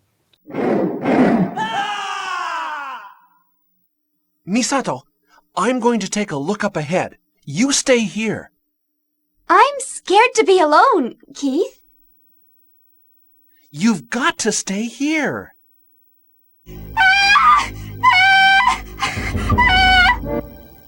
What's the matter? Hey, what's going on? Settle down. Hey, calm down. The main character's voice really doesn't match his look at all. So anyway, back to the game. The first thing that happens is a countdown timer starts, and you have 3 minutes to get out of this area. There's a couple vampires, walking around like morons. They can't even follow you up the stairs. They just walk around in circles. The enemies in this game have some of the worst AI I've ever seen in any video game. It can't even be considered artificial intelligence, more like genuine stupidity. Look at this shit. These 2 zombie things walk into each other and then get stuck. Then 2 more walk over and they get stuck too. This isn't even a glitch or anything. It's just the way they were programmed. The game has you running from one end of the map to another, finding keys, ammo, and files that are riddled with spelling errors. Thank again with much gratitude. Did anyone proofread this shit? There's a lot of words missing spaces, like mystical strength and beporing. Even one of the weapons is misspelled in the menu. The stun glove is called the stun globe. How do you misspell one of the first items you get in the game? My favorite is when you find the secret elevator in the stripper pole and it says there's an elevator, but it doesn't turn on the power. I don't even know what it's trying to say. The game seems padded out with barely any content. There's rooms that are completely pointless, like here where it has you climb down a ladder just to run a few feet and climb back up another ladder. Why not just make it one long walkway? There's also rooms that'll be locked, only for the key to be right in the next room. Why even do that? Just make the fucking door unlocked. What was the point of having me go one fucking room over just to get a key? That adds nothing to the game. I haven't talked much about the plot, but that's because there isn't much plot. There's a prophecy about some guy named Gels who will be resurrected, and then there's this weird man in black following you. Where's the girl? And then there's this girl named Misato. Every time you come across her, the main character tries to ditch her. Misato, I'm going to take a look up ahead. You stay here.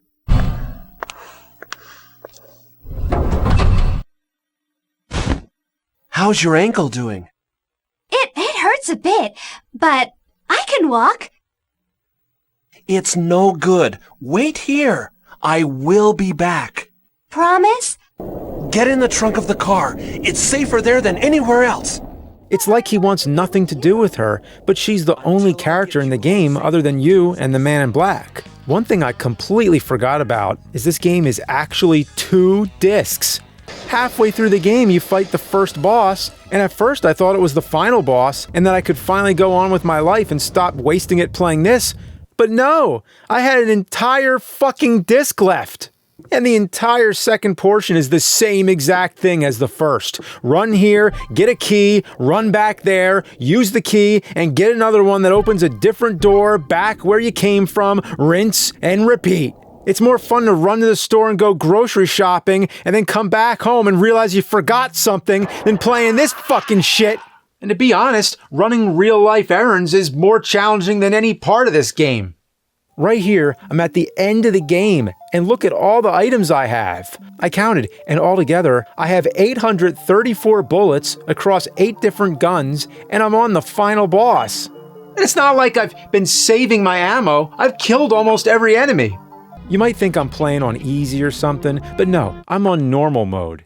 The only difference is that in easy mode, the vampire zombies hop around like frogs. That's it. Another thing, I didn't die once the entire game. I'm dead fucking serious. The only time I did actually die was when I tried to die to see what would happen, and it's as dumb as you'd expect. Just look at this. The final boss, or bosses, are these 3 witches that float around and laugh. They shoot Hadoukens and triangles and shit, but it's pretty easy to beat them. Oh, and the ending cutscene is possibly the worst on the PlayStation. It's Master Chew and the Drunkard Who levels of fucked. But what are they? Real vampires. Misato, you mean you never heard of Gels? Gels is the Emperor of Darkness. What?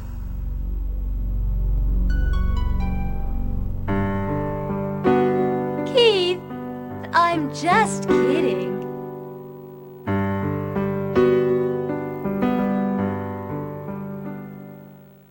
Yeah, that's it. That's the best ending you can get. There's absolutely 0 reason to play this game. It came out almost a full fucking year after Resident Evil 3 and 2 months before the PlayStation 2. If you thought this was an early release PlayStation game, I don't blame you. But no, this came out in the year 2000. This was like a fart coming from the decayed corpse colon of the original PlayStation. Looks like if ass could make a video game.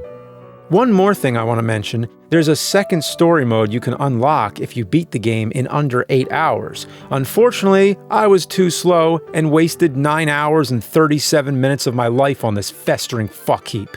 And the last thing I want to do on Halloween is spend another 8 hours playing Countdown Vampires. I'd rather get jerked off by a jellyfish while I eat a platypus's asshole. I mean, actually eat the negative space of its anus. So fuck this game.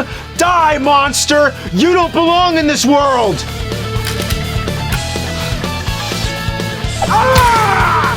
Yeah!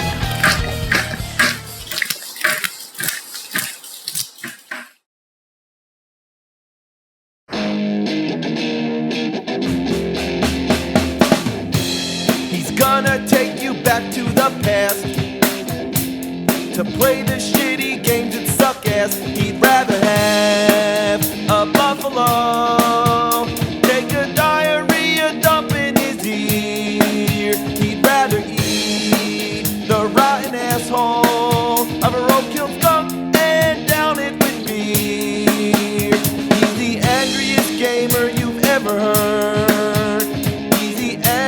Nintendo nerd. He's the angry Atari Sega nerd.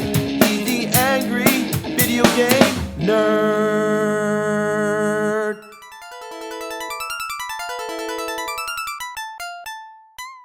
Oh yeah. Oh yeah, guess what? The Nintoaster's been fixed. Thank you very much. So now I can play those crappy games with toasty warmth goodness. And now it even has HDMI. So those 8-bit pixels are gonna look oh so good. It's better than sliced bread. And speaking of sliced bread, I got a loaf of shit for this very occasion. Let's see what kind of shitty games are in here. Legend of Kage. Like Johnny Cage? Or even better, Nicolas Cage. Yeah, running around screaming you're a vampire while collecting the alphabet, getting your face swarmed with bees, punching people in bear costumes, screaming Purple Rain at karaoke joints. But hang on now, relax. It's not Legend of Kage, it's Legend of Kage, or Shadow in Japanese. But thank you for already commenting on it.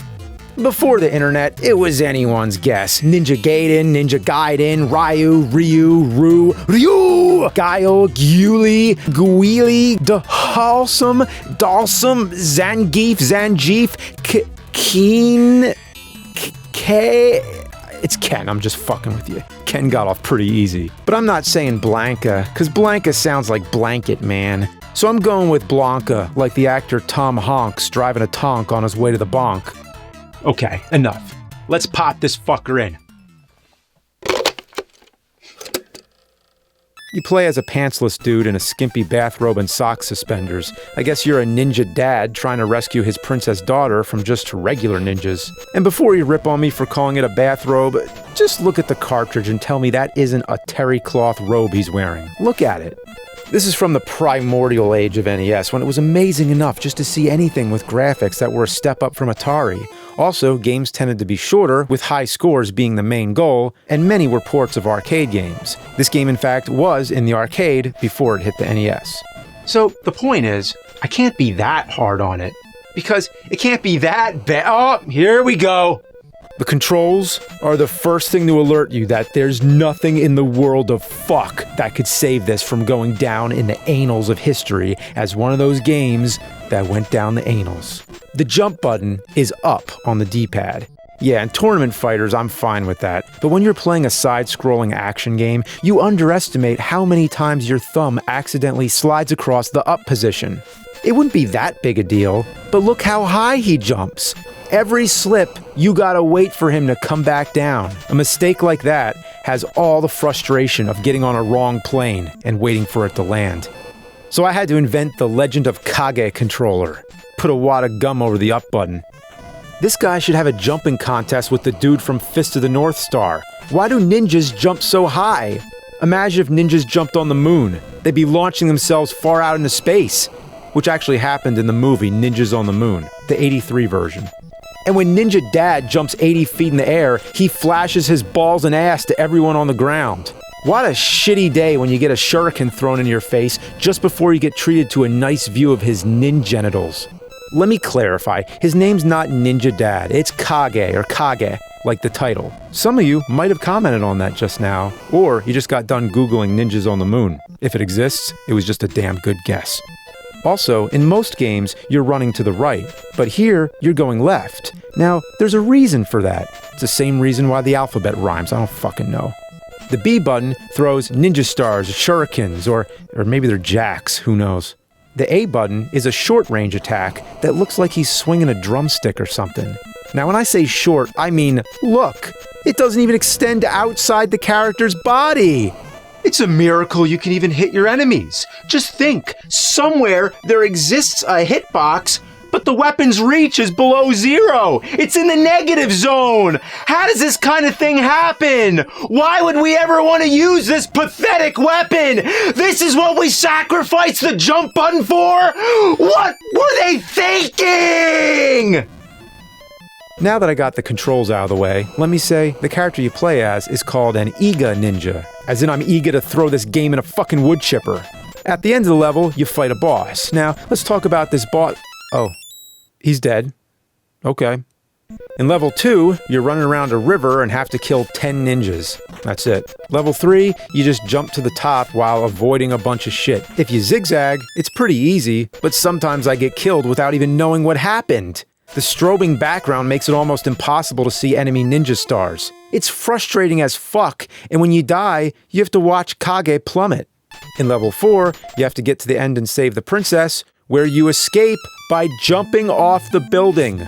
Wow, don't you love that solid blue sky? I can't even tell if they're moving. Oh, there they go. Man, that was a long drop. How do they go right back to full sprint? Their ankles would be bone dust. I get that Kage is a highly trained super ninja, but the princess doesn't have any special powers that I know of. But damn, she sure walks that shit off. And then she gets kidnapped again? What is this, like the Bowser cliche? And next thing, you're back at the first level. Makes sense. The game's an arcade port, so it's all about getting that high score. The same levels repeat over and over again. So, arcade tradition or lazy design. Yeah, don't expect much from this shit heap. But hey, at least the game has a pause button. Yeah. A pause button. Yeah. I mean, that's pretty incredible compared to some of the bubbling pus fuck bullcock I've played. I mean, the game doesn't glitch out and freeze halfway through, so count your fucking blessings! The replay value's there, if you consider cheap difficulty and dying over and over again, giving you countless hours of gameplay. Going back to the ultra-high jumping, it also gets me killed because you can't control it. Kage can't change direction mid-air, so once you commit to a jump, you better hope a ninja star doesn't embed itself in your ninja rectum. Kage only has 3 lives and dies in 1 hit. No continues. No fucking continues! And there's nothing else to get you through, so you'll be seeing a lot of this title screen. Sometimes I'll lose a life, only to immediately die after coming back. Ninjas can appear directly in front of you right after respawning, giving you a micro-dick second to respond. Ass! And enjoy the fucking music. It's like listening to a chalkboard getting gangbanged by every nail in Home Depot.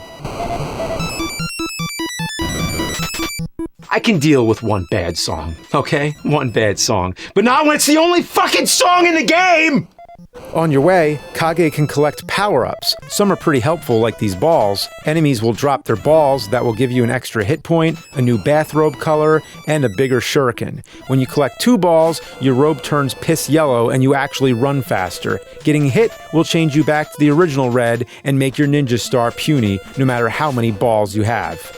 Also, there's these weird guys that walk around in the sky. I have no clue who they are or what they are, and they all do different things. The ones that look like red Pac-Man ghosts will either give you an enhanced shuriken attack where they shoot in all directions, or it makes Kage turn into 2 Kages.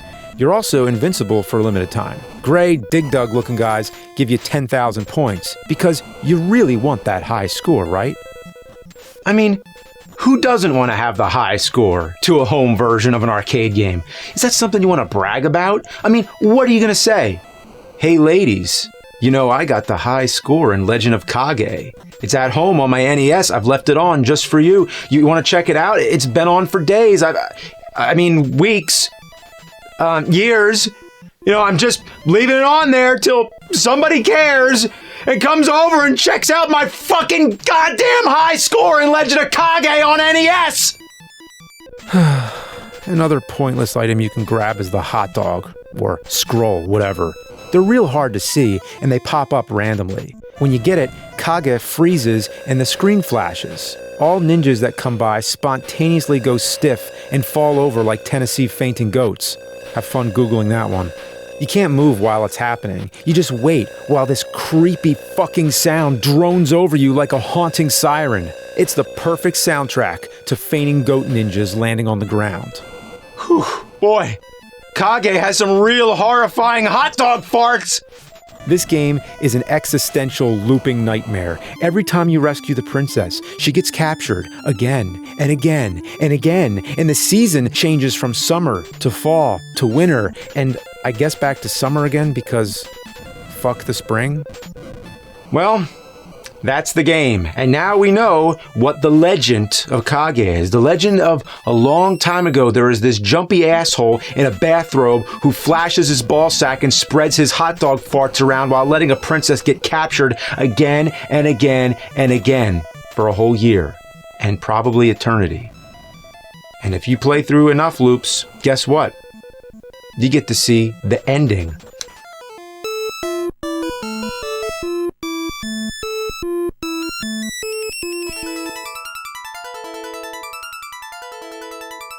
Kage successfully saved Princess Kiri from the enemy. Okay, straight to the point. No need to embellish it. You know, hero saved the princess, that's all. Doesn't even deserve an exclamation mark. All the evils disappeared and the peace pervaded everywhere. Evils? As in multiple evils of different kinds? Well, maybe some enemies were in the evil of capturing the princess while others were in the evil of taking shits in chimneys. And peace pervaded? Look up the word. Pervade, especially of a smell, to spread through and be perceived in every part of. A smell of stale cabbage pervaded the air. Boy, that sums it up. Now, the peace pervaded makes sense, but the choice of word only makes me think of the foul stench of feces that pervade the very room this game is in. This was a story of a young ninja in old days in Japan. Oh, I wasn't aware till now. He's a young ninja in old days in Japan. Sounds like the opening to a story, not the ending. It might as well say, you successfully shit the turd of this ass game. The smell pervaded. This was once upon a time. And if you wonder what the arcade version's like, well, it's the same game with better graphics and music, as expected. Even the song is the same, but it's not as bad. It sounds more like a nail making sweet love to a chalkboard, rather than a hardcore nail-on-chalkboard gangbang like the NES. It also has none of the power-ups from the NES version, so it actually manages to be even boringer than the NES. What's weird, that even got released on the Switch. It even got a sequel on the Nintendo DS. I don't know anyone who was that into this game as a kid or whatever, but I guess some people liked it. Even the arcade version was released on the PlayStation 2 on an arcade compilation called Taito Legends 2. So clearly fans wanted to play Legend of Kage and other Taito arcade games at home. Or it was just a bold overestimate. Taito was the company that made Space Invaders in '78. It was one of the biggest arcade classics to ever exist. They also made Bubble Bobble, a game that pisses me off, but it's still pretty good. So I don't know how they could go from designing shit like Legend of Kage to classics like Bubble Bobble in the span of a year. They're opposites, like Light and Shadow. But how many of their other arcade games were shit? I can't really name that many noteworthy Taito titles, to be honest, but they apparently made enough to fill up 2 whole PlayStation 2 discs. I mean, that's kind of like saying I filled 2 toilets full of diarrhea. It's an accomplishment. Make no question about it. Never in my life have I heard of Kiki Kai Kai Chakin Pop or Violence Fight? Violence Fight! Okay, so in a few weeks, we're going from Legend of Kage to The Legend of Taito with Taito Legends 1 and 2 for the PlayStation 2. Will it be a shitload of fuck or a fuckload of shit? Tune in next time to find out.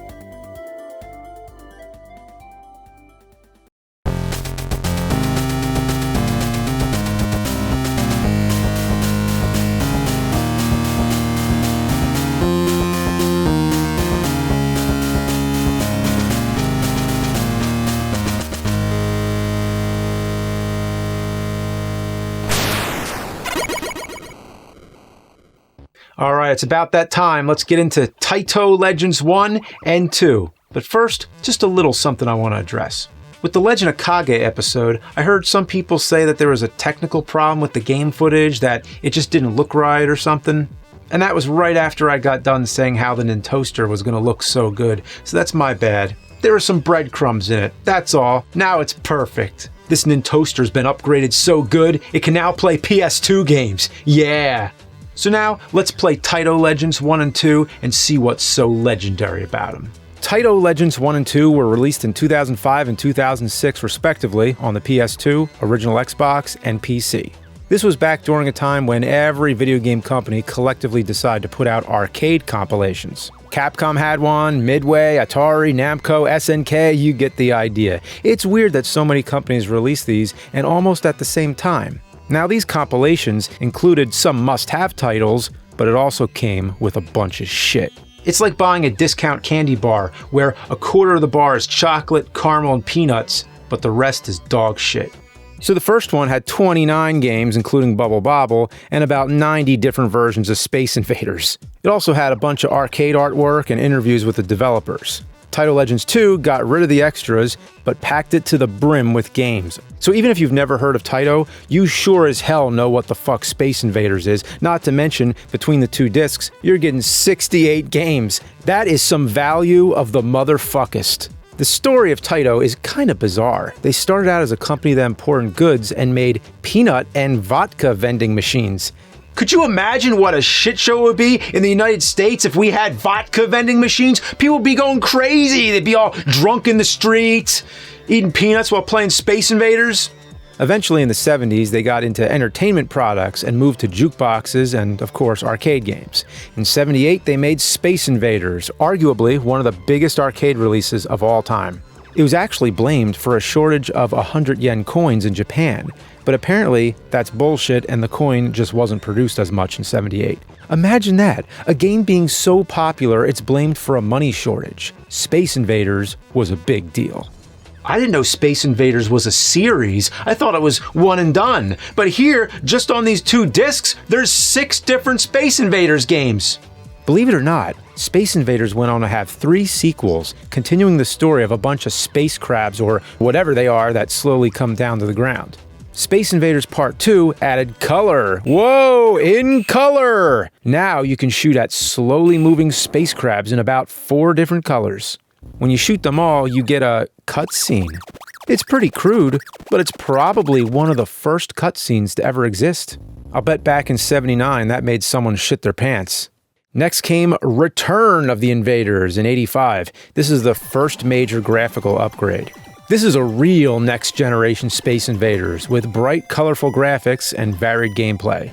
You weren't just shooting the same patterns as the originals. Now, enemies swirled around and did all kinds of crazy-ass shit.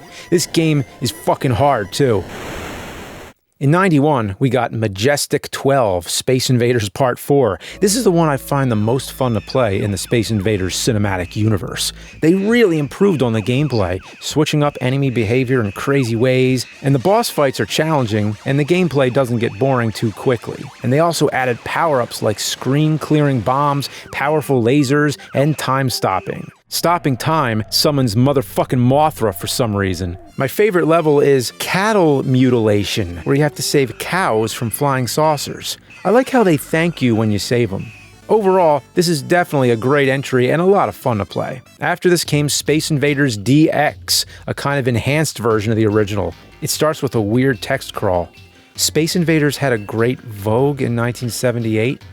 This one has a couple different game modes, including the original and a parody game. The parody game is just Space Invaders with the sprites changed to characters from other Taito games. If you want a real parody game, get ready for Space Invaders 95, The Attack of the Lunar Loonies. This game is batshit insane, emphasis on shit, because literally, the character I'm playing as is a blue piece of shit.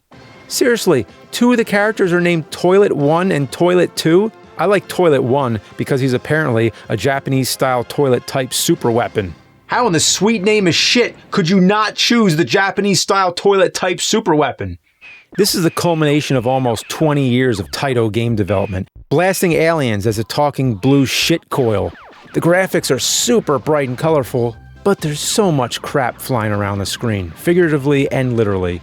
Also, something I want to address before there's a million comments about it, Taito Legends 2 stretches the games to fit a 4:3 TV, but you can change this in the options menu, which would have been nice to know before I recorded pretty much all the fucking footage for this episode. And why they wouldn't make the original aspect ratio the default setting is beyond me. It is what it is. Taito felt that their games would be better received looking stretched to fuck, I guess.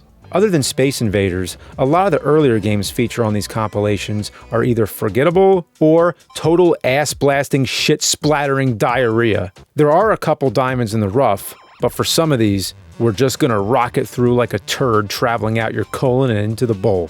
Balloon Bomber is a game where you play as a cannon shooting at balloons with bombs tied to them. If the bombs land, they blow apart the floor and you can't roll there anymore. The more bombs that land, the more you're limited in how far you can move. It's fine, but it's like lame Space Invaders with a lame gimmick. I'd rather save my fake quarter.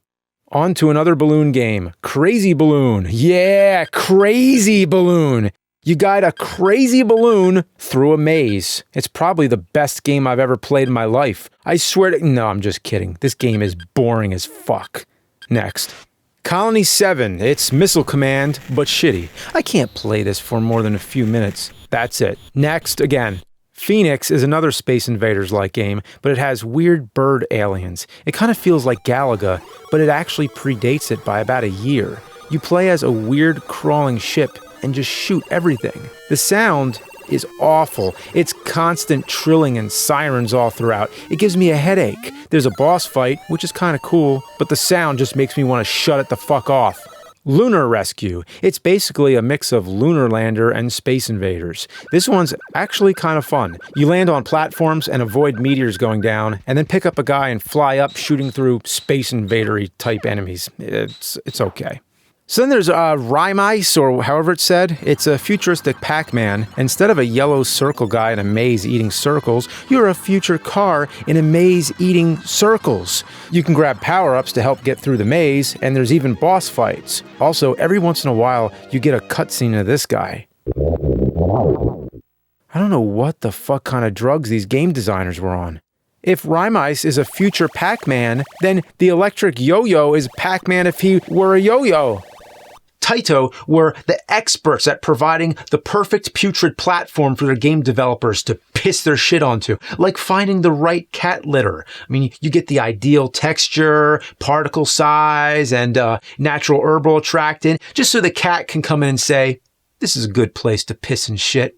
But Jungle Hunt is a bona fide classic. I used to play this on the Atari all the time. The arcade is better graphically, but I like the Atari's music during the cannibal part better.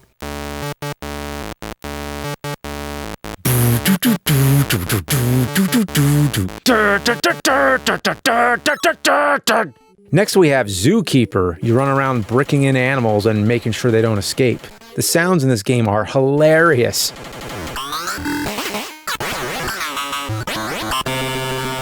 It's kind of weird that he bricks them in. I mean, that'd be a pretty shitty zoo. Yeah, imagine paying $20 to get into a zoo and then all the animals are behind brick walls. Like Roger Waters. I mean, there was the album, the Pink Floyd album, Animals. And then there was The Wall.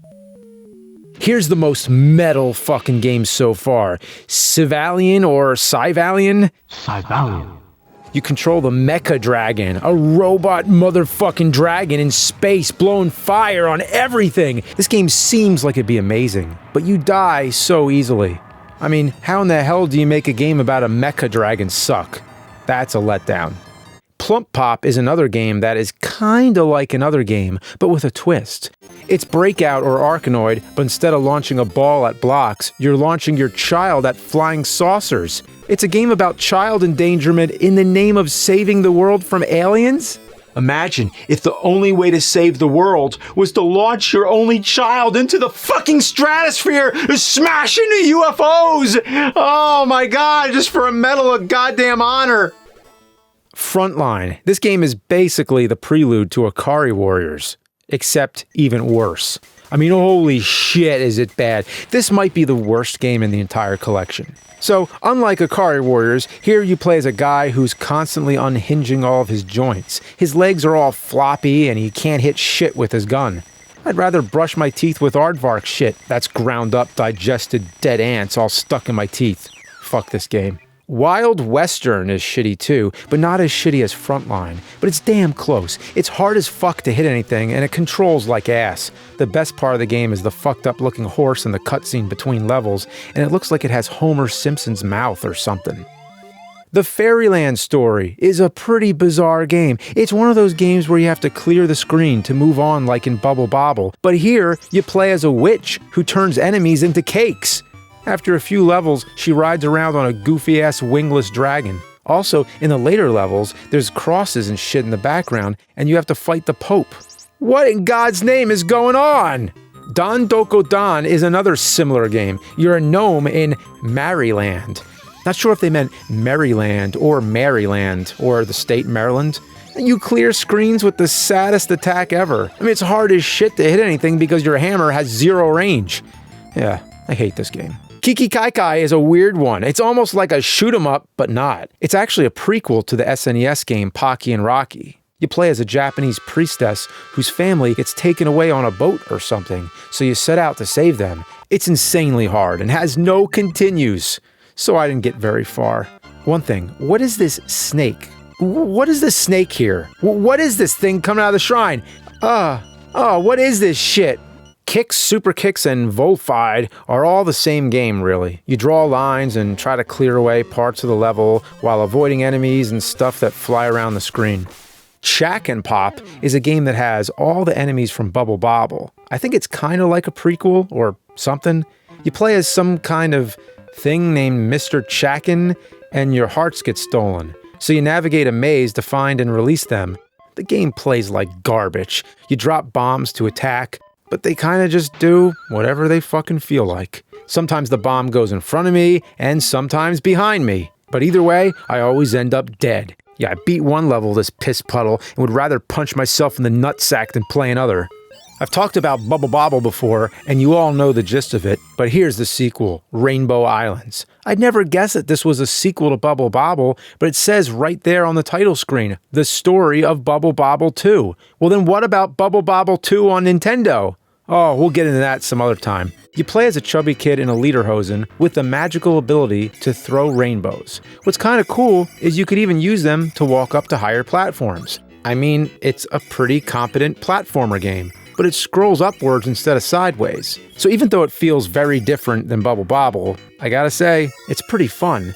Another game related to Bubble Bobble is Bust a Move Again. Later on, the Bubble Bobble Dragons would even show up in the series. This is one of the most addicting games in the compilation.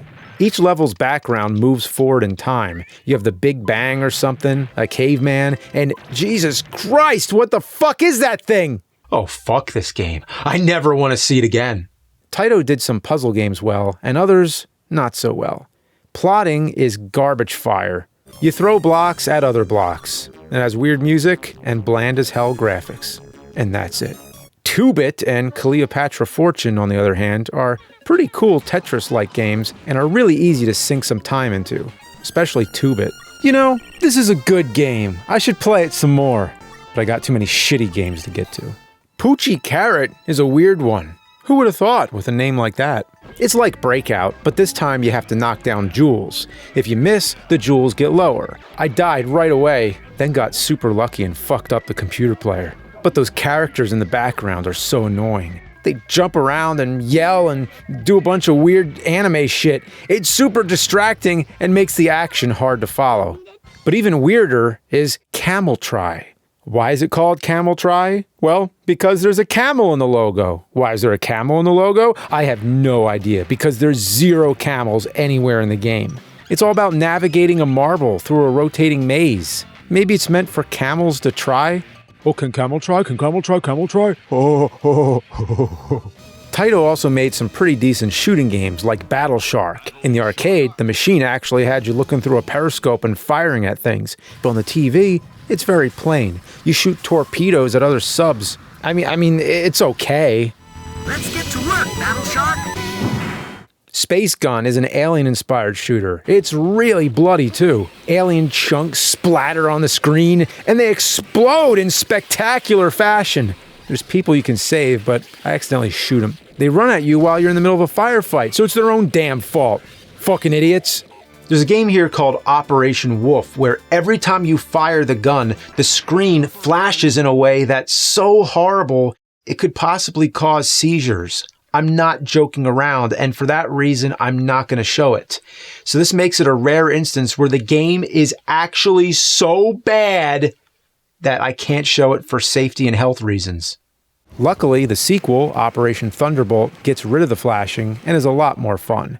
The action is pretty intense. You play as a Green Beret fighting terrorists and saving hostages. They're as dumb as the ones in Space Gun and just run at you while you're firing. You destroy everything: terrorists, tanks, jeeps, boats, fighter jets, and with nothing but an Uzi. I mean, damn, that fucking Uzi is a weapon of mass destruction. Nukes would look at that Uzi and say, nah man, fuck this, I'm out of here. I like how the terrorists drive tanks through the hallways of their office buildings. How do they get in and out? At the end, you have to save the pilot. I think you can accidentally kill him, but I was too good and wasted the leader and flew the hostages home. All in a day's work for the Green Beret guy and his magical Super Uzi. So now from light gun shooters to shoot 'em ups, Taito had a lot of really good ones, but one that sucks crocodile cock is Tokyo, which could be a typo because it takes place in Tokyo. It's slow, boring, and when you die, you have to wait for the game to reset. And there's no continue, so if you die, that's it. The projectiles are practically invisible, so I die constantly. You can get power-ups, but they can actually be shot down. Just skip this one. Gun Frontier is another weird one. It's a Wild West space shooter. Your ship is a big gun with wings, and the bosses are giant revolvers. It has the same problem as Tokyo, though. When you die, it sends you back. I got stuck at this mini-boss for a while. It's not a bad game, but fuck it anyway. Gekurinden, Grid Seeker, and Metal Black are all 3 very generic shooters with different gimmicks. Honestly, I have trouble remembering which is which. Metal Black has a bunch of blobby things that power your laser, or give you a super powerful beam that kills everything. Gekurinden has space helicopters. Yeah, space helicopters! Also, you go back in time and fight old-timey planes with super space planes. Yeah, imagine being in the 1940s during World War II and a fucking space helicopter comes out of nowhere and obliterates your whole squad. Grid Seeker tells the story of the Second Persian Gulf War that happened in the distant future of 1999. So it's sorta like they kinda almost predicted the Iraq War. Although, the big difference, there was no giant fucking octopus tank. Raystorm is a mediocre 3D shooter. It looks awesome, but it plays like the rest. Taito also included Darius Gaiden and G Darius, which are pretty popular shoot 'em ups. They're fine, I guess. They play mostly like R-Type or Gradius. G Darius is in 3D and has an attack that lets you take possession of enemy ships to use as weapons. They're pretty cool games, but what I don't understand is why the fuck all the bosses are giant fish robots. It's the strangest theme I've ever seen in a shooter like this. They all have weird-ass names like Ancient Dozer and Prickly Angler. I think I asked this earlier, but what were they smoking? The best Taito Legends shooter I played has to be Exixius. Exixius? This game is a blast to play. You play as a flying dude who can turn into a ship. The difficulty is fair, so you know what? This is another one I thought would be ass, but I'm gonna have to give it a pass. Of course, this being Taito, there has to be a cutesy shooter. And here you have Insector X. You're a cute character shooting cute bugs in cute levels.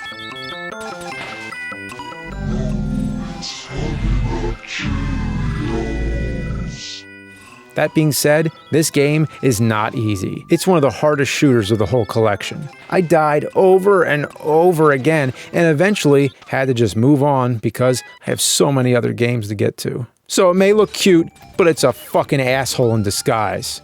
From cutesy shooters to cutesy platformers, we got the New Zealand story.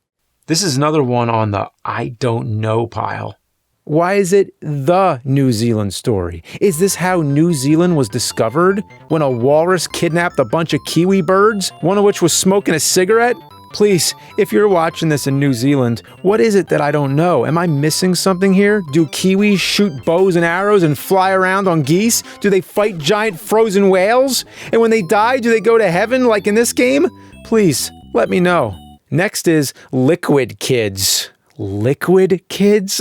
What the hell? Feels kind of like a sequel to New Zealand story, but now you play as this thing named Hippo. I guess it's a hippo? And you throw water balloons at stuff. It's another batshit drug-fueled acid trip, but you should be used to that by now. I kinda am. Bond's Adventure. In Japan, this game is called Hell Tour. Trust me, just wait. This game is fucked up. It may look like a fun, cute game, but this shit gets dark. The game starts off like every other Taito game. It's difficult but fun, and you go through the levels, fight monsters and platforming, and then you reach it. The Bloody Pond. A level that has absolutely no place in this game, or any game. There's no music, just the sound of a blood pond sloshing around. Decaying limbs stick out of the blood and eyeballs bounce you around. This menacing fish thing follows you as you desperately seek the exit and end this nightmare. By the way, this game was made by Kenji Kaito, the guy who produced Tomba, Ape Escape, and Shadow the Colossus. Wow, he's fucked up. Now to lighten the mood, who likes some sports? Hopefully you do, because Taito has sports titles. Full disclosure, they all suck. But we're doing them all, so sit tight. Alpine Ski? More like Alpine Pee. Seriously, this game is ass and a half. If I could, I'd throw this game across the street into my neighbor's yard so they could be like, what the fuck is this? And then throw it away from me, because I'm not soiling my trash can with it. Continental Circus is pretty much like Pole Position, with better graphics and horrific explosions. Well, that driver is DED dead. Hat Trick Hero is a shitty soccer game, but it does let you play as Guile on the USA team. Nah, just kidding. But why do Japanese people think Americans have that triangle-ass hairstyle? Yeah, so this is another boring one, and oh look, I scored a goal. Good, I'll turn it off now. The only sports title worth a shit is Great Swordsman. It's a fencing game that's pretty fun. You can attack high, medium, and low, and just try to jab your opponent. Sometimes you can even knock off their helmet. And what is going on here? Do the judges all look like Adolf Hitler? Oh my gosh, what the fuck? The second level is Kendo, but I sucked at it and died. That brings us to the next game, which plays like a pseudo-sequel to Great Swordsman, Gladiator. You walk automatically through a dungeon, avoiding bats and fire. Eventually, you reach an enemy, and the game goes into a one-on-one fight. The point is to knock their armor off and strike the exposed part. If you win, you move on to the next one. If you lose, the guy does an awkward jig over your corpse. You fight a woman at one point who laughs and celebrates when she knocks all your clothes off. I couldn't beat the boss. He's some guy who blows fire. I don't know. Fuck it. Next game. Thunder fucking Fox. You're a shirtless badass running into enemy lines, stabbing the ever-loving shit out of anyone stupid enough to fuck with you. This game's pretty awesome. You can get into vehicles and pick up a bunch of weapons like grenades, handguns, flamethrowers, and missile launchers. Level 2 starts off like a side-scrolling shooter as you make your way to a flying battleship. Then when you reach the ship, you get to mow down enemies in the sky. This one's also a lot of fun. Also, I love when you get sucked out the doors of the ship. It's hilarious. Whoa, look at him go! Next we have The Legend of Kage. Oh no, it already got its own episode. That greedy son of a bitch can go suck a shit out of an orangutan ass. Next is Rastan. You're a Conan-type barbarian laying waste to a whole bunch of enemies. Bats, lizard people, four-armed skeleton guys, all shall fall to the might of Rastan. It's fun, but it's hard, especially in level 2. If you die, you get sent back to the beginning, which is brutal. The sequel is Nastar, which is Rastan spelled backward. Wait, no, it isn't. It's just Rastan scrambled up. I mean, what kind of gimmick is that? It would be like making a sequel to Mario Brothers and calling it Maroi Brothers. Anyway, this game's kind of lame compared to Rastan. It has cutscenes, but good luck reading dark blue text on a black background. Even when you can read it, it makes no sense. I have opened a fire? Huh? The best part of this game is when he jumps in the air and thrusts the sword downward, it looks like he's sawing his dick off. He is sawing his dick off! So the sequel to Rastan was lame, but one sequel that blows its original away is Elevator Action Returns.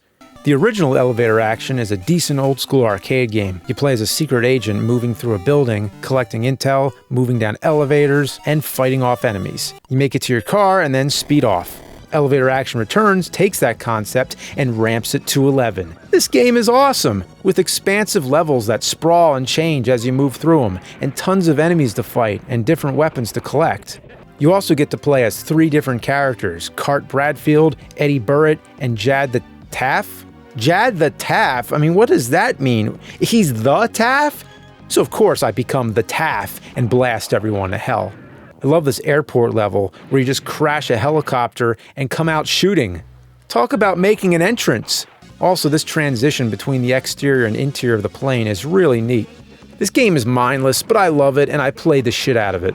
Next on the list we have Curry Kinton. It's another weird one. You're a karate guy who rides in on a moped, shoots Hadoukens, and can meditate to make a shield. It looks neat, but it's super repetitive.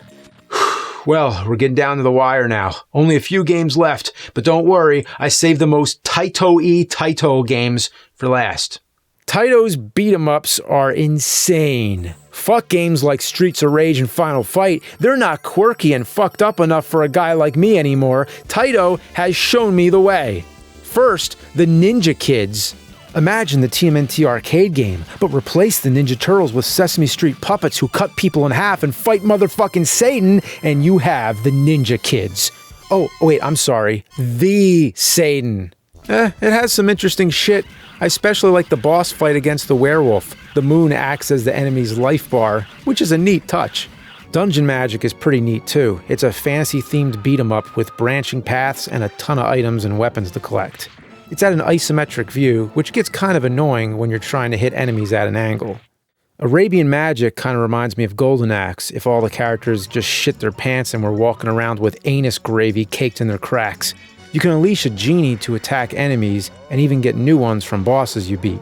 It's your average arcade beat-em-up. Growl, however, is anything but average. How so? Well, you play as Hulk Hogan and Indiana Jones! This game is Taito as fuck. It takes place in the early 20th century, but has a ton of weapons that weren't invented until the late 20th century.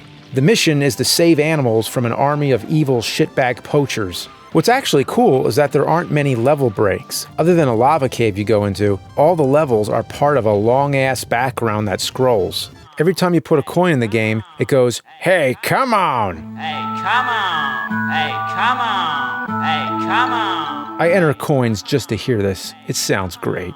After you lay waste to hundreds of animal-hating fuckfaces, you face the evil king of the poachers, who turns out to be a giant alien worm. See? I told you this game was Taito as fuck. You kill him, and all the animals come to hang out. This game is hilarious, weird, good fun. And that's kind of what I'm here for now. If it wasn't weird, I'd be pissed. Okay, so here we go. Here it comes. This is by far, without a doubt, the Taitoist of all Taitos on Taito Legends. It is Violence Fight! From the very beginning, this game has already given me more material to talk about in just this text wall than any game ever could. In the early part of the 1950s in the USA, a game called Violence Fight was in vogue among mafia, reckless drivers, and general businessmen. The violence fight was the game to struggle for, #1 quarreler with fighters who were gathered from all parts of the USA, speaking boastingly of their strength. And of course, a lot of winning money as well, as the honor were given to the winner. Here in a downtown in LA, a young fighter Bat and his manager Blinks seek for the winning money eagerly. As a matter of fact, can Bad take the #1 place in the USA? Wait, they spelled his name 2 different ways? Is it Bad or Bat? Yeah, here you go. His name is Bat Blue. Like Labatt Blue? Maybe he's a Canadian beer fan. Wait, no, it's Bad Blue on the character select. Make up your mind. He's the main character. You can't decide what his name is? Lick Joe? Lick Joe! His name is Lick Joe! I'm sorry, Bad Blue or Bat Blue or Labatt Blue. I'm going to have to pick Lick Joe. Okay, let's get into the game. Okay, I'm sorry. Lick Joe! Lick Joe! Hey, everybody! Who wants to lick Joe? Oh, fuck names like Ryu and Ken, Scorpion, Sub-Zero. Lick motherfucking Joe! Alright, that's the best name I ever heard. So anyway, according to his bio, he killed 13 wrestlers during playing. What kind of wrestling promotion lets a guy wrestle after killing 13 wrestlers? Why is he not in jail? Instead, he's allowed to be in the violence fight? Well, I mean, it is the violence fight. Oh my god, it controls like ass. It's kind of like an even shittier version of Pit Fighter. But you know what? It's got Lick Joe, and that more than makes up for it. Between matches, you get this awful art of the character and their manager. It's kind of like the taunting screens in Street Fighter. But in Violence Fight, it's fucked to shit. Sammy you? What is that supposed to mean? Sammy you? Sammy you? Is it trying to say that Sammy is you? Or it's just saying Sammy to you? Like fuck you. Oh, I've been wasting my time with curse words like shit, fuck, and ass and bitch. But Taito comes along into my life and shows me the real way. The real Mac Daddy of curse words. No, instead of fuck you, I'm saying Sammy you. Hey, Sammy you salmon mother Sammier. Every time you hit an enemy, these weird words show up like Dagoon and Bogun and Goon. Is it like the sound the hits make? Like an onomatopoeia, which is a weird word in itself? But anyway, what the fuck sound is Dagoon? Imagine if you were watching the 60s Batman, and every time someone gets hit, instead of saying bam, pow, or biff, it said Dagoon, Bogon, and Goon. Seriously, I can't praise this game enough. It's comedic genius. I mean, you could have the funniest comedians of all time write for years and never come close to the perfection that is Violence Fight. Why are you fighting a tiger? What the fuck is score a point over? Why are the Twin Towers in the background of 1950s Los Angeles? Violence Fight. That's fucking why. The first rule of Violence Fight is you talk about Violence Fight. Fuck Mortal Kombat or Street Fighter or any of these other fighting games on next-gen consoles. No! I want fucking Violence Fight!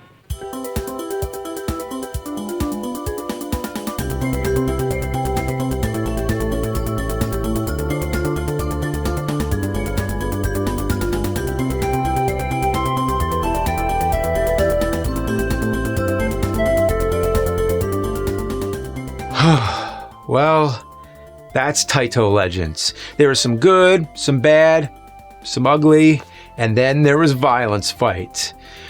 But I gotta end this because this was a marathon. 68 games over those 2 discs, and if you count Legend of Kage on NES, that was 69 games reviewed this month. 69, dudes!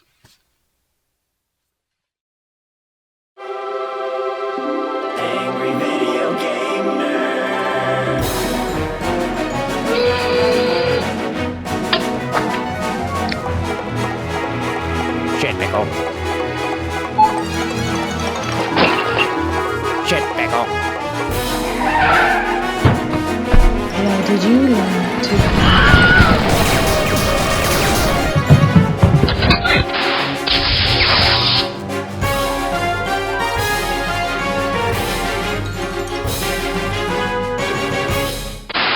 Okay, that animated intro was way too good. How am I gonna top that?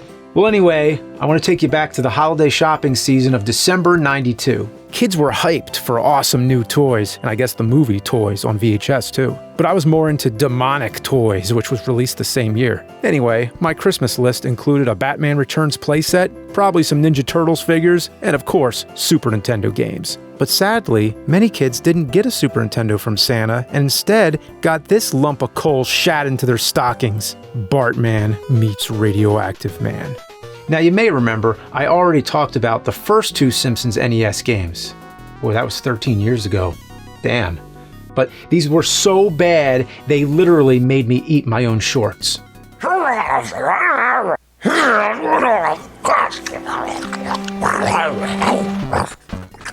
The Simpsons is a show that's been running for a long time. It was great back then, but it's gone on way too long and it needs to stop. Okay, on to AVGN episode 180-something.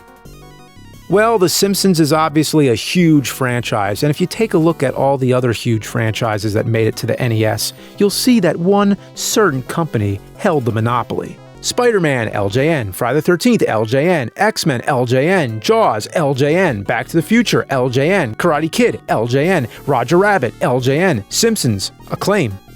Who bought and owned LJN? Acclaim.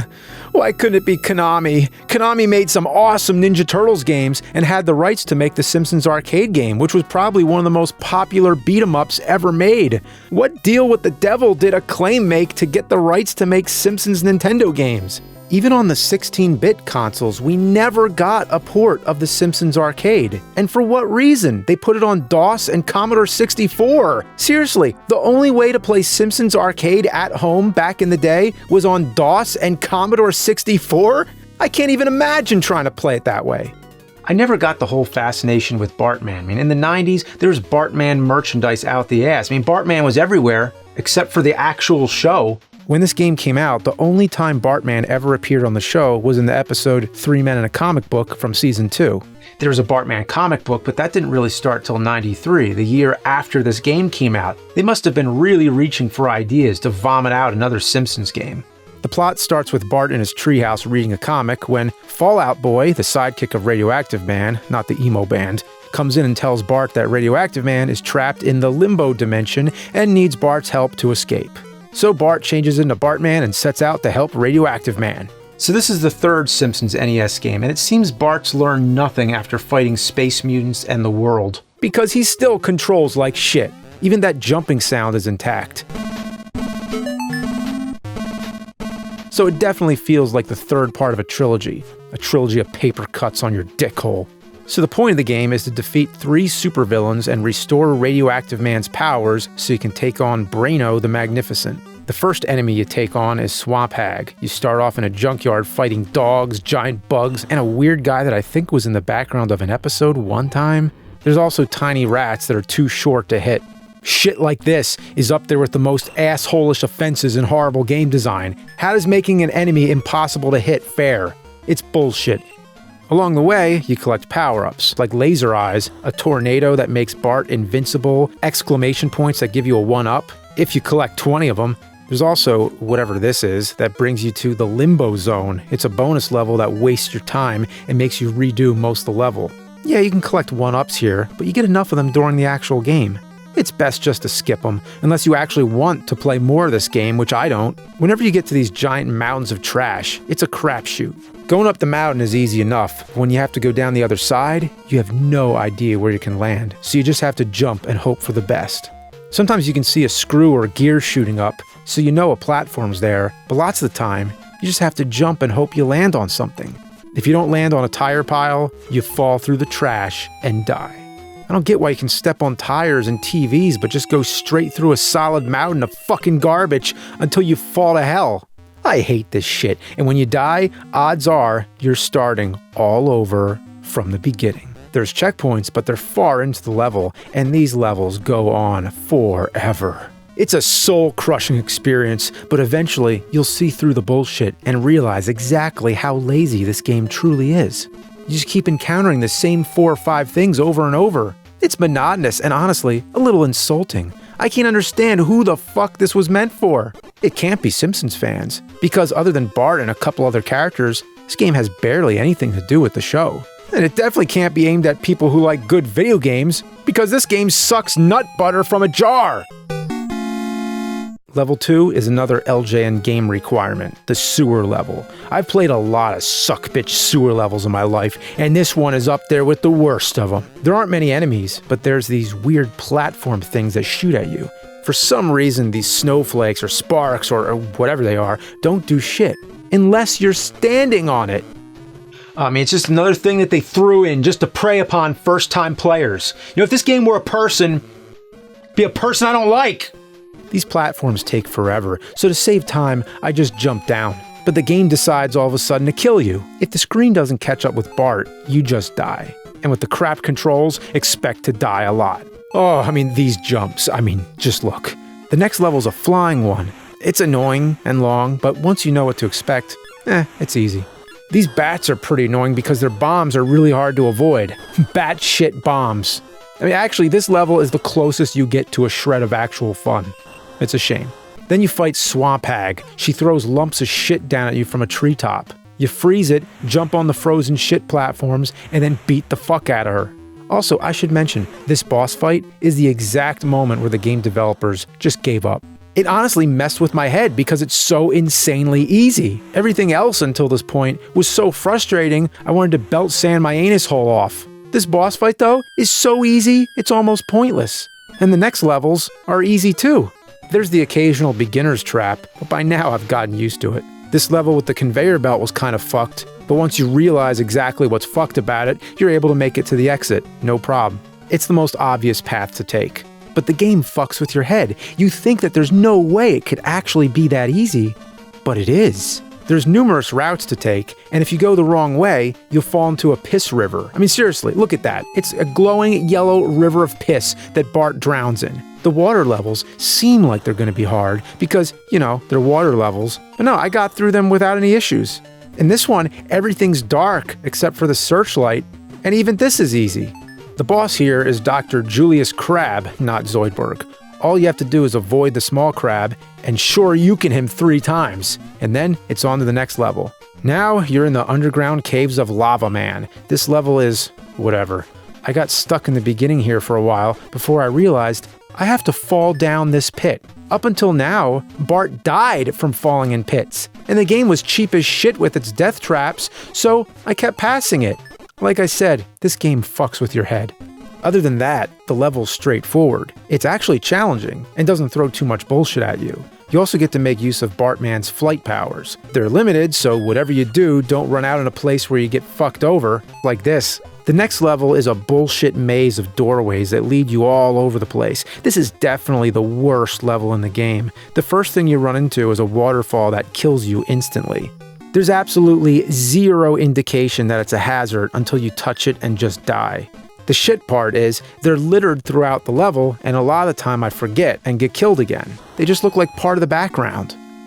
Also, you can't jump between platforms, even if they look close enough. If you do, guess what? You die. Eventually, you find your way around and get near the end when they throw this room at you. You have to choose between 4 doors. One door is the right way, and the others just bring you damn near back to the beginning. So of course I chose the wrong door and had to redo it all.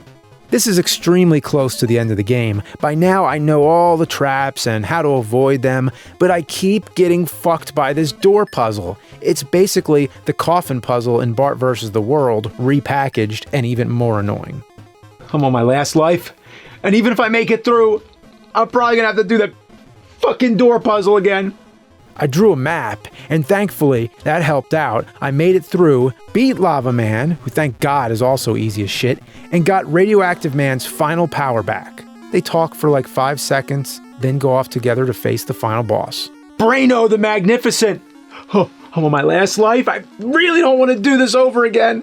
But it's the easiest boss fight so far. You shoot lasers that bounce off Braino and reflect off Radioactive Man. It only takes 5 hits, and Braino can hardly even hurt you.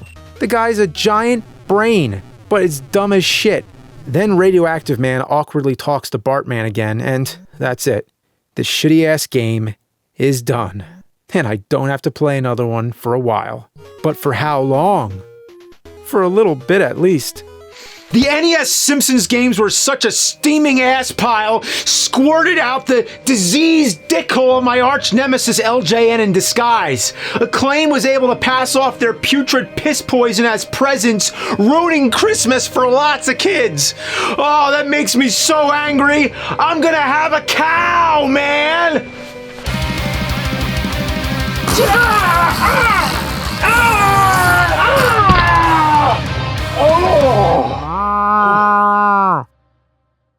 He's playing some games, the worst he recalls. He's gonna find out which one sucked the most balls. The angry video game nerd is here. Oh, he's making a list and checking it twice. He's gonna go home and eat chicken and rice. The angry video game nerd is here. He hates the games that stink. He knows which games to break. He just might even hate them all, 'cause he's mad for fucking sake.